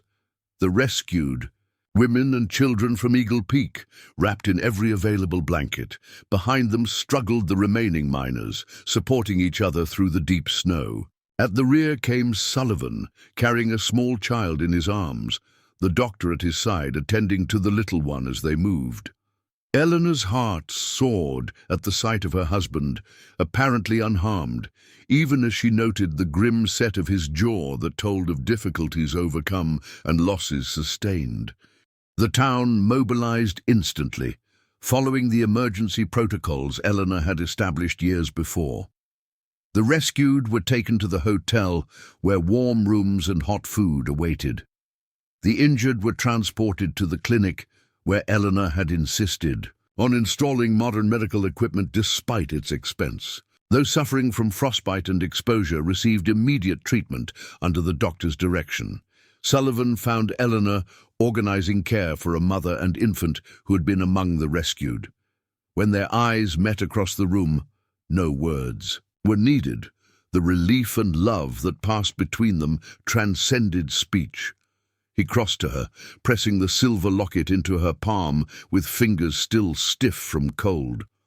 23 rescued, he reported, his voice hoarse from shouting. Over the storm winds. 3 days of digging to reach the collapsed shelter. 4 didn't make it, Hammond among them. Eleanor closed her eyes briefly, acknowledging the losses even as she gave thanks for those saved. And our men lost 1 sled and team to an avalanche. Lars Eriksson was injured, broken leg but alive. The others are exhausted but otherwise intact. Later that night, with the rescued settled and the immediate crisis managed, Sullivan described the mission in detail as Eleanor tended to his frostbitten extremities in the privacy of their bedroom. Without the Norwegians and their sleds, it would have been impossible, he admitted, wincing as she applied the doctor's prescribed ointment to his damaged fingers. And even then, we nearly turned back on the second day when the trail disappeared, completely beneath new snow. "What made you continue?" Eleanor asked softly. Sullivan's weathered face softened. "I thought of you, your determination when faced with obstacles. The queen of the frontier doesn't surrender, so neither could I." Eleanor smiled at the reference, though her eyes remained serious. "The name they give me, it's not about power or authority. It's about responsibility. Those people at Eagle Peak were my responsibility, just as everyone in Silver Peak is." "I know," Sullivan said, capturing her hand in his despite the pain it must have caused him. "That's why it suits you." The great blizzard of '78 continued for 3 more weeks, dropping over 12 feet of snow and creating drifts that reached second-story windows in parts of town. When spring finally arrived, the melting revealed both destruction and opportunity. Damaged buildings to repair, new flood control measures needed, but also freshly exposed mineral deposits and new grazing land where avalanches had cleared the forests. Eleanor approached these challenges with the same methodical determination that had defined her response to the blizzard. Under her guidance, Silver Peak not only recovered, but expanded, incorporating lessons from the disaster into improved building codes, emergency protocols, and community support systems. The successful rescue of the Eagle Peak survivors elevated Eleanor's status from respected local leader to territorial legend. Newspapers as far away as Chicago reported the story, embellishing details but capturing the essence of what had occurred. A community led by an unlikely heroine had accomplished what many considered impossible. In June, as wildflowers reclaimed, the mountainsides and the last of the snow retreated to the highest peaks. Eleanor gave birth to her 3rd child, a daughter with her father's pale blue eyes and already displaying the determined set of her mother's chin. They named her Victoria, a name meaning victory, that acknowledged both their triumph over the brutal winter and the new life that represented Silver Peak's future. The territorial governor, fulfilling a promise made during the height of the crisis, arrived in July to formally recognize Silver Peak's service during the blizzard. In a ceremony held in the town square, he presented citations to the rescuers and a special commendation to Eleanor, who attended with infant Victoria in her arms, and her older children at her side. "Mrs. Eleanor Sullivan," the governor proclaimed to the assembled crowd, "exemplifies the finest qualities of frontier womanhood, courage, intelligence, and unwavering dedication to community. The territory officially recognizes her as the Queen of the Frontier, a title she has earned through actions that have saved countless lives and built a model community from wilderness." Though she accepted the certificate with grace, Eleanor used her brief remarks to redirect the praise to the community itself. "Silver Peak's strength lies not in any individual, but in our bonds with one another," she said, her clear voice carrying across the square. "What we've built here, what we saved during the blizzard, belongs to all of us. My children will inherit not just property or businesses, but a legacy of mutual support and common purpose." That evening, as Sullivan sat on their porch carving a toy for Victoria while William and Rebecca played in the garden, Eleanor joined him with a letter that had arrived by the day's mail. The return address showed a Boston law firm she had contacted months earlier. "It's done," she said, handing him the document. "The Eleanor Sullivan Foundation is officially established. When the Silver Queen mine eventually runs dry, its remaining assets will fund the foundation in perpetuity." Sullivan scanned the legal language, understanding immediately what his wife had accomplished. "Education, medical care, and business development grants for frontier communities," he read aloud. "Your legacy will outlast the silver." Eleanor gazed out at the town that had become her domain, The neat rows of houses climbing the mountainside, the school where she still occasionally taught, the smelter puffing steady smoke, the clinic that had saved so many lives during this blizzard. Beyond the buildings, she saw the people moving about their evening routines, many of whom she knew by name, all of whom she considered under her protection. Not bad for a desperate mail-order bride who arrived with nothing but a small bag and fading hope, she mused, a smile playing at the corners of her mouth. Sullivan set aside his carving and drew her close, mindful of the sleeping infant in her arms. "You never arrived with nothing, Eleanor," he corrected gently. "You brought courage, intelligence, and vision. The bag was irrelevant." As twilight painted the mountains in shades of purple and gold, Eleanor leaned into her husband's embrace, content in the knowledge that the foundation she had established would extend her influence long after her own time passed. Generations of frontier communities would benefit from the structures and systems she had created, the lessons she had learned through trial and triumph. The Queen of the Frontier had built an empire not of conquest, but of cooperation, not of subjugation, but of mutual support. It was an achievement no one could have predicted when she stepped off that stagecoach into the bitter cold, but one that would echo through the mountains long after the silver veins ran dry and the pioneer era faded into history. In that moment, cradling her youngest child while her older children played in the garden of the home she had transformed, Eleanor Sullivan, once Eleanor Parker of Boston, desperate and alone, felt the full measure of the journey she had undertaken and the legacy she would leave behind. It was not the life she had imagined when she sent that fateful letter to a stranger named Jackson Sullivan, but it was a life of purpose, impact, and deep fulfillment. The mail-order bride had become a queen, not through birthright or marriage, but through the quiet power of determined action and unwavering vision.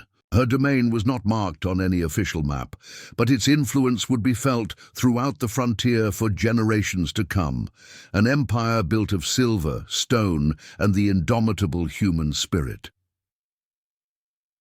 Mail-order bride, arrived with nothing, now. They call her the Queen of the Frontier.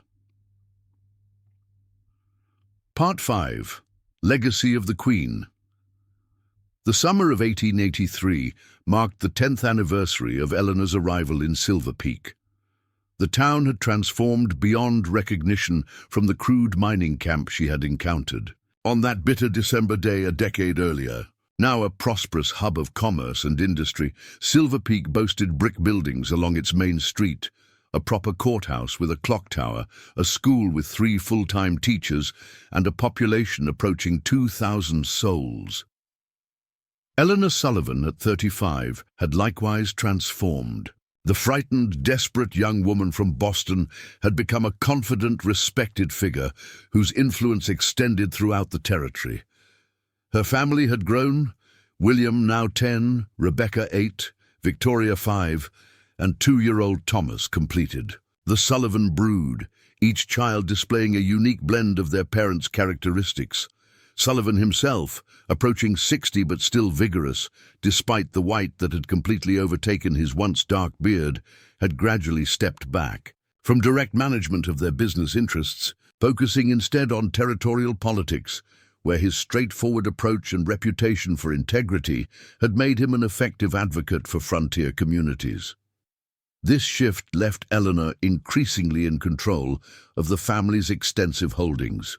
The Silver Queen Mine, the smelter, shares in the railroad, the Silver Peak Bank, established 5 years earlier, and numerous smaller ventures throughout the region. She managed these interests not from an imposing office, but from her study at home, balancing ledgers and dictating correspondence, while still maintaining her role as mother, community leader, and the woman still universally known as the Queen of the Frontier. On a warm August morning, Eleanor sat at her desk reviewing plans for the anniversary celebration the town had insisted on holding, despite her protests that such recognition was unnecessary. A knock at the door interrupted her concentration. "Come in," she called, expecting her secretary with the mail. Instead, Abigail Henderson, wife of the railroad station manager, entered with an expression of barely contained excitement. At 30, Abigail represented the new generation of Silver Peak women, educated, engaged in community affairs, and inspired by Eleanor's example to pursue interests beyond traditional domestic roles. "Mrs. Sullivan, forgive the intrusion," Abigail began, "but I've just received a telegram from my sister in Denver that I thought you should see immediately." Eleanor accepted the paper, scanning its contents quickly. Newspaper reporting, President Arthur to tour Western Territories. Stop specific mention of Silver Peak as potential visit. Stop formal announcement. Expected tomorrow. Stop. "The President of the United States," Eleanor said, stunned despite her usual composure. "Coming here?" Abigail nodded enthusiastically. "My sister works as a secretary to the territorial representative. She says it's been quietly arranged for weeks but kept confidential for security reasons." Eleanor's mind raced, calculating the implications and necessary preparations. President Chester Arthur was known for his interest in territorial development and had supported legislation beneficial to frontier communities, but a presidential visit to a former mining camp was unprecedented. "Thank you, Abigail," she said, rising. "Please, keep this confidential until we receive official notification. Then we'll need to convene the town council immediately." After Abigail departed, Eleanor moved to the window of her study, gazing out at the town she had helped build. A presidential visit would bring unprecedented attention to Silver Peak, attention that could attract new investment, immigrants with needed skills, and political support for the region's continued development. It was an extraordinary opportunity, but also an enormous responsibility. She was still contemplating the news when Sullivan returned from his morning ride, having spent the early hours inspecting a new irrigation system being constructed on the valley floor. Despite his political activities, he remained fundamentally a builder, most content when overseeing practical improvements to the community.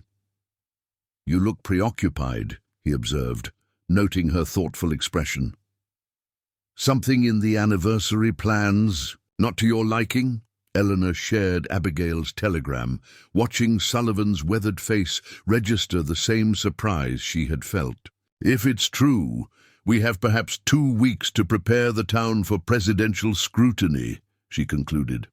Sullivan ran a hand through his white beard, a habit unchanged from their earliest days together.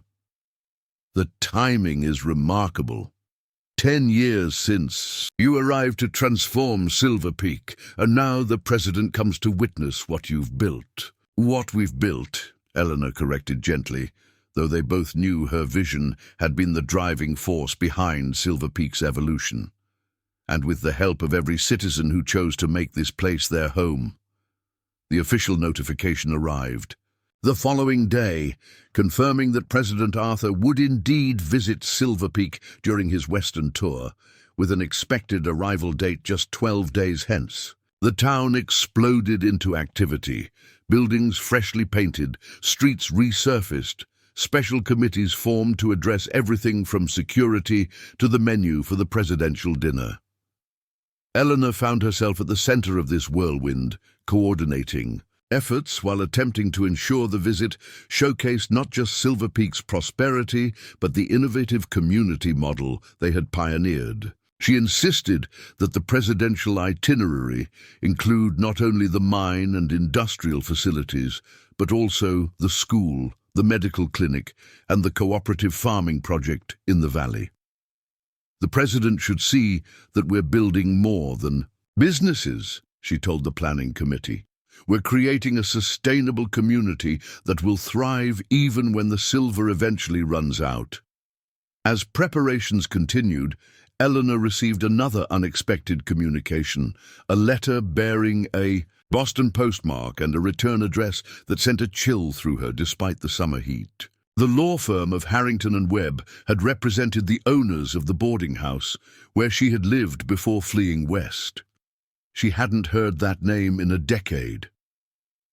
With fingers that suddenly trembled slightly, Eleanor opened the envelope. The formal language of the legal profession initially obscured the message, but as she read further, the import became clear. Mrs. Holloway, the boarding house owner who had threatened eviction all those years ago, had died. In a surprising twist, her will specified that Eleanor Parker, her maiden name, was to receive a modest inheritance.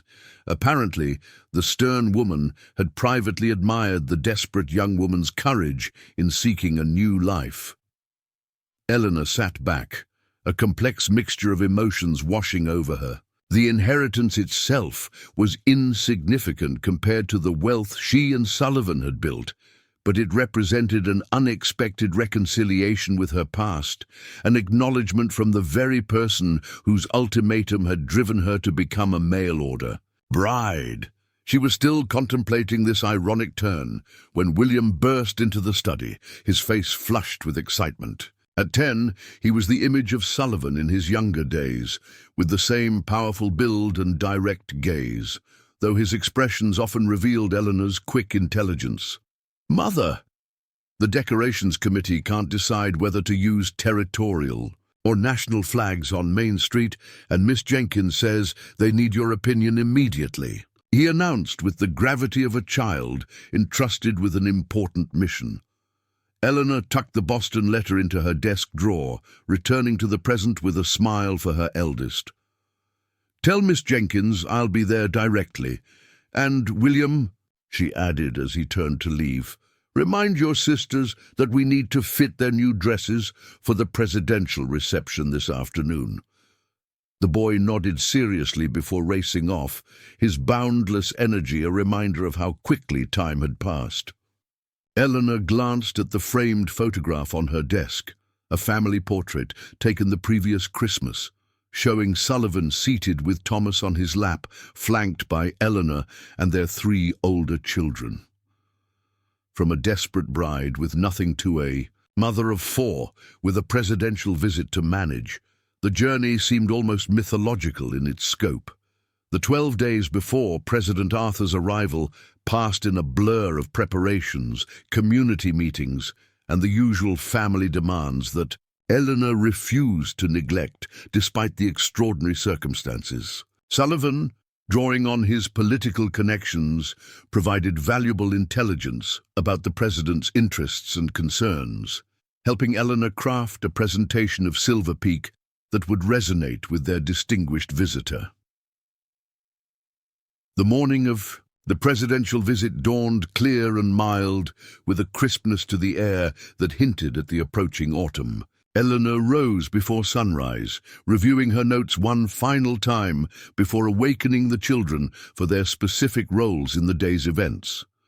William would present a gift from the schoolchildren, Rebecca would recite a poem of welcome, and even Victoria had been practiced in a perfect curtsy. Only Thomas, at 2, was exempt from formal duties. Sullivan found her in the kitchen, already dressed in a deep blue gown that had been specially made for the occasion by Silver Peak's finest seamstress. The color brought out the auburn still, predominant in her hair despite the increasing strands of silver, and the elegant cut emphasized the grace she had developed over years of community leadership. "The Queen of the Frontier, indeed," Sullivan said appreciatively, taking in her appearance. "President Arthur will be thoroughly impressed." Eleanor shook her head at the familiar nickname, though she had long since stopped actively protesting. "I'm more concerned that he understands what we've accomplished here, not just the prosperity, but the model of cooperative development that could benefit other frontier communities."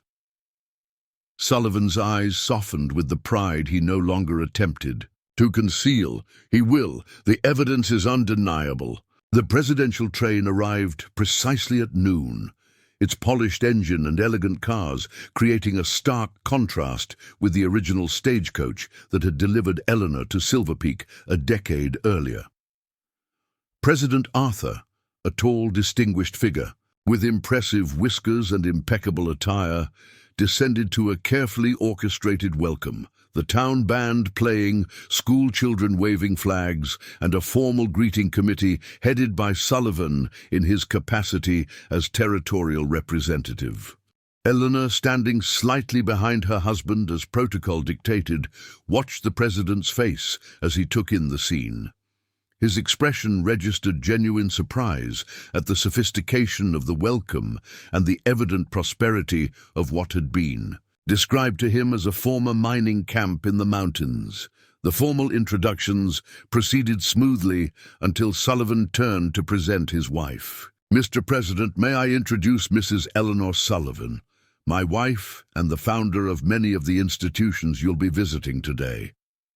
President Arthur's eyebrows rose slightly as he extended his hand to Eleanor. "Ah, the famous Queen of the Frontier. Your reputation precedes you, Mrs. Sullivan. I've heard remarkable accounts of your leadership during the blizzard of '78 and your innovative approach to community development." Eleanor accepted his handshake with a composed smile, refusing to be flustered by the presidential attention. "You honor us with your visit, Mr. President. Silver Peak looks forward to sharing our experience as a model for sustainable frontier development." The president's approving nod suggested she had struck the right note, respectful but confident, acknowledging his authority while subtly establishing her own expertise on the subject at hand. What followed was a meticulously planned tour of Silver Peak's key institutions, with Eleanor gradually moving from the traditionally appropriate position of supportive wife to a more active role, as the president's questions revealed genuine interest in the community structures she had helped create. At the school, Miss Jenkins, now the principal of an expanded 3-room facility, proudly demonstrated how students of different ages and backgrounds received practical education alongside traditional academics. "Mrs. Sullivan established our curriculum herself," she explained, as the president observed a class practicing agricultural calculations. She believed frontier children needed both classical knowledge and practical skills. At the medical clinic, the town doctor, a younger man, who had been recruited 5 years earlier to apprentice with the aging original physician, showcased equipment and techniques rarely found outside major cities. Our preventative care program, initiated by Mrs. Sullivan after the blizzard, has reduced mortality rates by nearly 40%, he reported proudly. By the time they reached the community center and cooperative market, President Arthur was openly directing his questions to Eleanor rather than Sullivan, recognizing where the detailed knowledge resided. Sullivan, far from being offended, watched with evident satisfaction as his wife expertly explained the economic and social systems they had developed. "The cooperative ownership model creates investment in the community's future," Eleanor explained, as they toured the market where miners' families sold agricultural products grown in the valley. "When the silver eventually runs out, Silver Peak won't become another ghost town because we've diversified our economy and given citizens a stake in multiple ventures." The president nodded thoughtfully. "A model that could address problems we're seeing throughout the Western Territories, boom towns that collapse when resources are depleted, leaving economic devastation and social dislocation." "Precisely, Mr. President," Eleanor confirmed. "We've documented our approaches specifically to provide templates for other communities. The Eleanor Sullivan Foundation exists to share these models and provide seed funding for similar initiatives." Elsewhere, President Arthur's interest visibly deepened. "I'd be very interested in reviewing these documents, Mrs. Sullivan. There may be applications for federal policy." The day culminated in a formal dinner at the newly completed Silver Peak Hotel, where the president was seated between Sullivan and Eleanor. As the meal progressed, the conversation turned from Silver Peak's specific accomplishments to broader questions of territorial development, women's education, and the future of the American frontier. Eleanor, finding herself engaged in substantive policy discussions with the President of the United States, reflected momentarily on the extraordinary path that had led her to this moment. From a desperate young woman fleeing poverty to a community leader discussing national policy, the transformation seemed almost unbelievable. As dessert was served, President Arthur addressed her directly. "Mrs. Sullivan, I must confess that reports of your accomplishments reached me even before plans for this tour were finalized. Your approach to frontier development has attracted attention in Washington." Eleanor maintained her composure despite her surprise. "I'm honored to hear that, Mr. President. In fact," he continued, "I've been authorized to discuss a proposition with you. The Department of the Interior is forming a commission on territorial development and community sustainability. Your experience and demonstrated success make you an ideal candidate for appointment."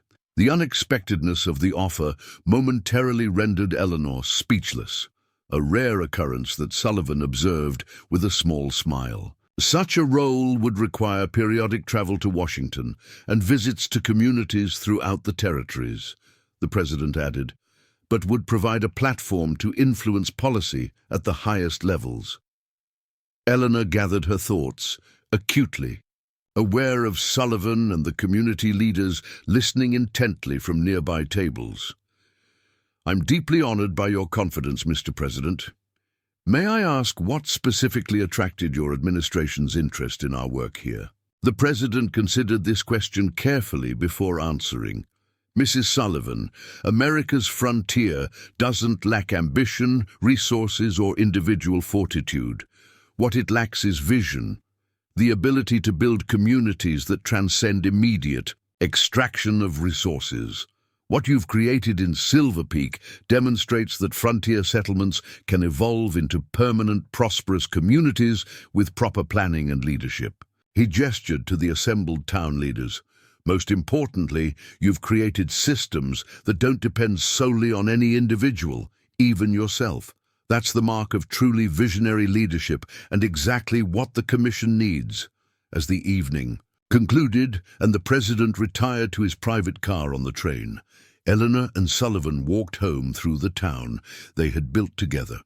The streets of Silver Peak were illuminated by gas lamps, another innovation Eleanor had championed, casting a warm glow on buildings that had evolved from crude wood structures to substantial brick and stone establishments. "Will you accept the appointment?" Sullivan asked as they passed the school where Eleanor had first found her place in the community. She considered the question seriously. "It would mean time away from the children, from you, from day to day. Management of our interests here, all of which can be managed," Sullivan pointed out. "William is already learning the business. The younger children have excellent tutors. And I'm quite capable of surviving a few weeks without my wife occasionally, though I wouldn't choose to." Eleanor smiled at his gentle humor, a side of him that had emerged gradually over their years together. "It would be an opportunity to extend what we've built here, to influence how other frontier communities develop." "The Queen's domain is expanding," Sullivan observed. They reached their home, no longer the simple structure Sullivan had built for his first wife, but an elegant residence that combined frontier practicality with tasteful refinements. On the porch, Eleanor paused, looking back over the town spread below them. "I arrived here with nothing," she said softly. "Desperate, afraid, seeing Silver Peak as merely shelter from destitution." Sullivan took her hand, his scarred fingers intertwining with hers in the gesture that had become a symbol of their partnership. "And now the President of the United States seeks your counsel on building the nation's future." The following morning, as the presidential train prepared for departure, Eleanor delivered her decision personally. Standing on the platform with Sullivan at her side, she formally accepted the appointment with one condition. "My primary residence must remain Silver Peak," she stipulated. My effectiveness derives from continued immersion in the practical realities of frontier life. I cannot advise from an ivory tower in Washington. President Arthur readily agreed, adding with unexpected warmth, Mrs. Sullivan, your story will inspire generations of Americans. From a mail-order bride arriving with nothing to a national advisor on community development, it embodies the very promise of our frontier. As the train pulled away from the station, Eleanor stood with her family gathered around her, Sullivan, their 4 children, and the extended family of community members who had joined in their journey. The mail-order bride, who had stepped off a stagecoach into the bitter cold a decade earlier, had indeed become a queen, not through birthright or conquest, but through vision, determination, and the ability to transform desperate circumstances into extraordinary opportunity. The queen of the frontier had built her kingdom, secured its future, and now would help shape the larger nation of which it was a part. Not bad, Eleanor thought with quiet satisfaction, for a woman who had arrived, with nothing but the clothes on her back and a desperate hope for survival. As she turned to lead her family back home, the mountain sunlight caught the silver strands in her auburn hair, creating what many who witnessed it later described as a natural crown upon the brow of the woman who had transformed not just her own destiny, but the destiny of the American frontier itself. Spring 1893 brought a flurry of activity to Silver Peak as the town prepared for a momentous occasion, the 20th anniversary of Eleanor's arrival. Now a prosperous city of nearly 5,000 souls, Silver Peak had evolved far beyond its origins as a crude mining camp, boasting paved streets, electric lighting, a small college, and a reputation as one of the most progressive communities. In the West, Eleanor Sullivan, at 45, had worn the mantle of the Queen of the Frontier for so long that few remembered a time before she held the title. Her service on the Presidential Commission had expanded her influence throughout the Western Territories, with dozens of communities adopting the Silver Peak model of cooperative development and sustainable growth. The anniversary celebration coincided with another significant milestone, the graduation of the first class from Silver Peak College, an institution Eleanor had founded 5 years earlier to provide higher education specifically tailored to frontier needs. The graduating class included not only local youth, but students from throughout the territories, drawn by innovative programs in mining engineering, agricultural science, and frontier medicine. Sullivan, now 70 and finally showing his age, after a lifetime of physical labor, watched with undisguised pride as Eleanor addressed the graduates from the steps of the college's main building, a stately structure of local stone named Sullivan Hall in recognition of the family's contributions. You enter a world of unprecedented opportunity and responsibility, Eleanor told the assembled graduates, her voice still clear and commanding despite the years. The American frontier is no longer just a place of resource extraction, but a laboratory for community building. Each of you carries the knowledge to create sustainable futures for settlements that might otherwise follow the boom and bust cycle we've seen too often in our nation's expansion. Among the audience sat the Sullivan children, now grown, or nearly so. William, at 20, had already taken over management of several family businesses, showing his father's practical intelligence combined with his mother's strategic vision. Rebecca, 18, was preparing to attend medical school in Denver, inspired by her work alongside Silver Peak's doctors during a scarlet fever outbreak 2 years earlier. Victoria, 15, and Thomas, 12, still lived at home but already displayed the independence and capability that characterized the Sullivan offspring. As Eleanor concluded her address to enthusiastic applause, a commotion at the edge of the crowd drew attention.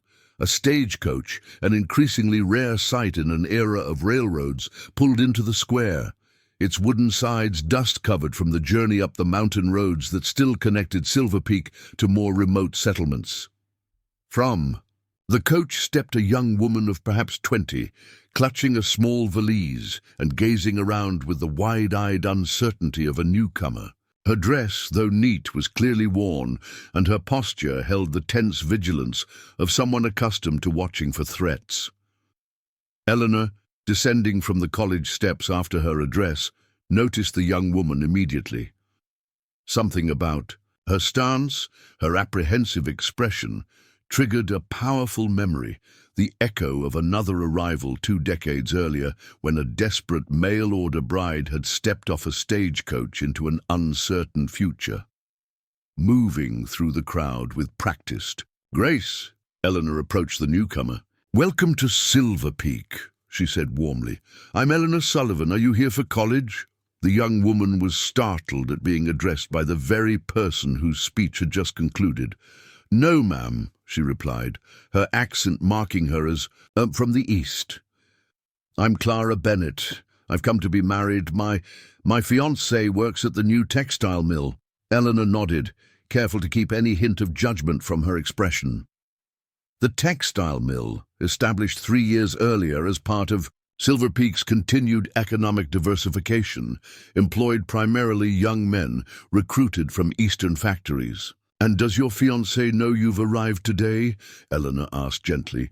Clara's gaze dropped. "He expects me next week, but I had to leave Boston sooner than planned. My boarding house situation became untenable."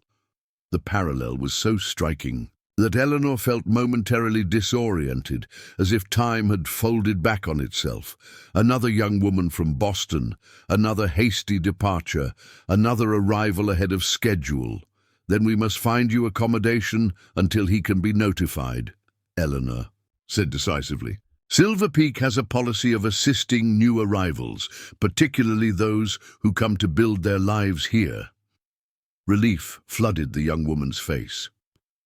"I can pay something," she offered quickly. "I have a little money saved." "Keep your savings," Eleanor advised. "You'll need them as you establish yourself here." She gestured to one of the college administrators who had been hovering nearby. "Miss Palmer, please escort Miss Bennett to the newcomer's lodge and notify Mr. Harris at the textile mill that his fiancée has arrived." As arrangements were made, Sullivan appeared at Eleanor's side, having observed the exchange from a distance. "History repeating itself?" he asked quietly, his pale blue eyes, still sharp despite his years, missing nothing. "With crucial differences," Eleanor replied. "She arrives to a community prepared to welcome her, with systems in place to ensure she doesn't face the same desperate choices I did." Sullivan smiled, the scar on his face, long since faded to a faint line, nearly lost among the wrinkles of age. The Queen's legacy in practical application. The anniversary celebrations continued throughout the day, culminating in a community dinner in the town square. Eleanor, seated at the head table with Sullivan and distinguished visitors from throughout the territory, found her attention repeatedly drawn to Clara Bennett, who had been joined by her fiancé, a serious young man, who seemed genuinely delighted by her early arrival. "Something on your mind?" Sullivan asked, noting her distraction. Eleanor turned to her husband, the man whose advertisement in a Boston newspaper had changed the course of her life. "I was thinking about beginnings," she said. "How different hers will be from mine." "Different circumstances, same remarkable potential," Sullivan observed, "though I doubt Silver Peak has room for 2 queens." After dinner, as musicians set up for dancing, Eleanor excused herself from the head table and made her way to where Clara sat with her fiancé. The young couple rose respectfully as she approached. "Mrs. Sullivan, this is James Harris," Clara introduced her. "James, Mrs. Sullivan arranged my lodging when I arrived unexpectedly." The young man shook Eleanor's hand firmly. "I'm deeply grateful, Mom. Clara's letters meant everything to me these past months, but having her here in person—" His voice trailed off, emotion evident on his earnest face. "Mr. Harris, the mill supervisor, speaks highly of your work," Eleanor said. "Have you given thought to housing now that Miss Bennett has arrived?" The couple exchanged a glance tinged with concern. "We'll marry next week," James explained. "Until then, I've my room at the boarding house, and after, we hope to find something small to rent." Eleanor nodded thoughtfully. The Newcomers' Lodge was established specifically to help couples like yourselves transition into our community. Miss Bennet can remain there until your wedding, and afterward, you'll qualify for the new Families Housing Program, reduced rent for the first year while you establish yourselves. The naked relief on their faces reminded Eleanor powerfully of how precarious new beginnings could be, how a small measure of support at the right moment could alter a life's trajectory completely. "These programs," Clara ventured hesitantly, "are they available to anyone who comes to Silver Peak?" "To anyone committed to building a life here," Eleanor confirmed. 20 years ago, I arrived as you did, ahead of schedule, resources nearly exhausted, facing an uncertain welcome. The community I found was generous but unprepared. The community you find has been deliberately structured to support new beginnings. Recognition dawned in Clara's eyes. "You were a mail-order bride too?" Eleanor smiled. "Of a sort," I responded. "To an advertisement placed by a mine owner seeking a wife. I arrived with one small bag containing everything I owned in the world." James's eyes widened. "And now they call you the Queen of the Frontier." "A grandiose title for practical work," Eleanor replied with the self-deprecation that had become her trademark response to the nickname. "But it reminds us all of what's possible when communities support individual potential." Later that evening, as the celebration wound down and older residents shared stories with newcomers about Silver Peak's evolution, Eleanor and Sullivan walked home arm in arm through streets illuminated by electric lights, a far cry from the muddy paths lit only by saloon lanterns that Eleanor had first encountered. "Quite a journey from that first day," Sullivan remarked as they passed the original assay office, now preserved as a historical building. "Did you ever imagine, when you stepped off that stagecoach, what would develop?" Eleanor laughed softly. "I was hoping merely to avoid starvation. Empire building wasn't on my mind." They reached their home, the original structure still visible at its core, but expanded and improved over the decades into a stately residence that served as both family, home and informal center of community leadership. On the porch, Eleanor paused, looking back over the town spread below them just as she had done countless times over the years. "Full circle," she murmured. "From desperate arrival to welcoming others who arrive equally desperate." Sullivan's weathered hand covered hers where it rested on the porch railing. "The true measure of success, perhaps, not what you've accumulated, but what you've made possible for others."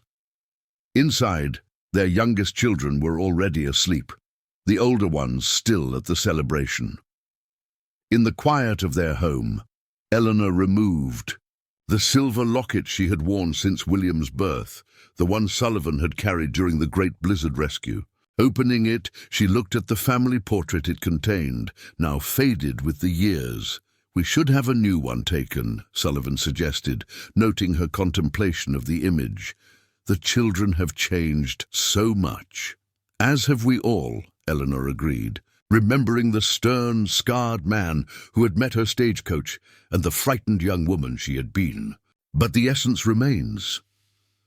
As she prepared for bed that night, Eleanor caught sight of her reflection in the mirror, the auburn hair now liberally streaked with silver, the fine lines around her eyes speaking of both laughter and determination. The desperate mail-order bride was still visible if one knew where to look, transformed but not erased by the years and experiences that had shaped her into the Queen of the Frontier. Tomorrow would bring more challenges, more opportunities, more young arrivals like Clara seeking their own beginnings. Eleanor would meet them with the wisdom gained through her remarkable journey, from a woman with nothing but hope to a leader whose vision had transformed not just her own life, but an entire community, and increasingly the development of the American frontier itself. The mail-order bride who became a queen had completed the most meaningful circle of all, using her hard-won power to ensure that those who followed in her footsteps would find a path illuminated by possibility rather than darkened by desperation. It was a legacy more valuable than silver, more enduring than stone, and more meaningful than any royal title could ever be. Up next, you've got two more standout stories right on your screen. If this one hits the mark, you won't want to pass these up. Just click and check them out. And don't forget to subscribe and turn on the notification bell so you don't miss any upload from us.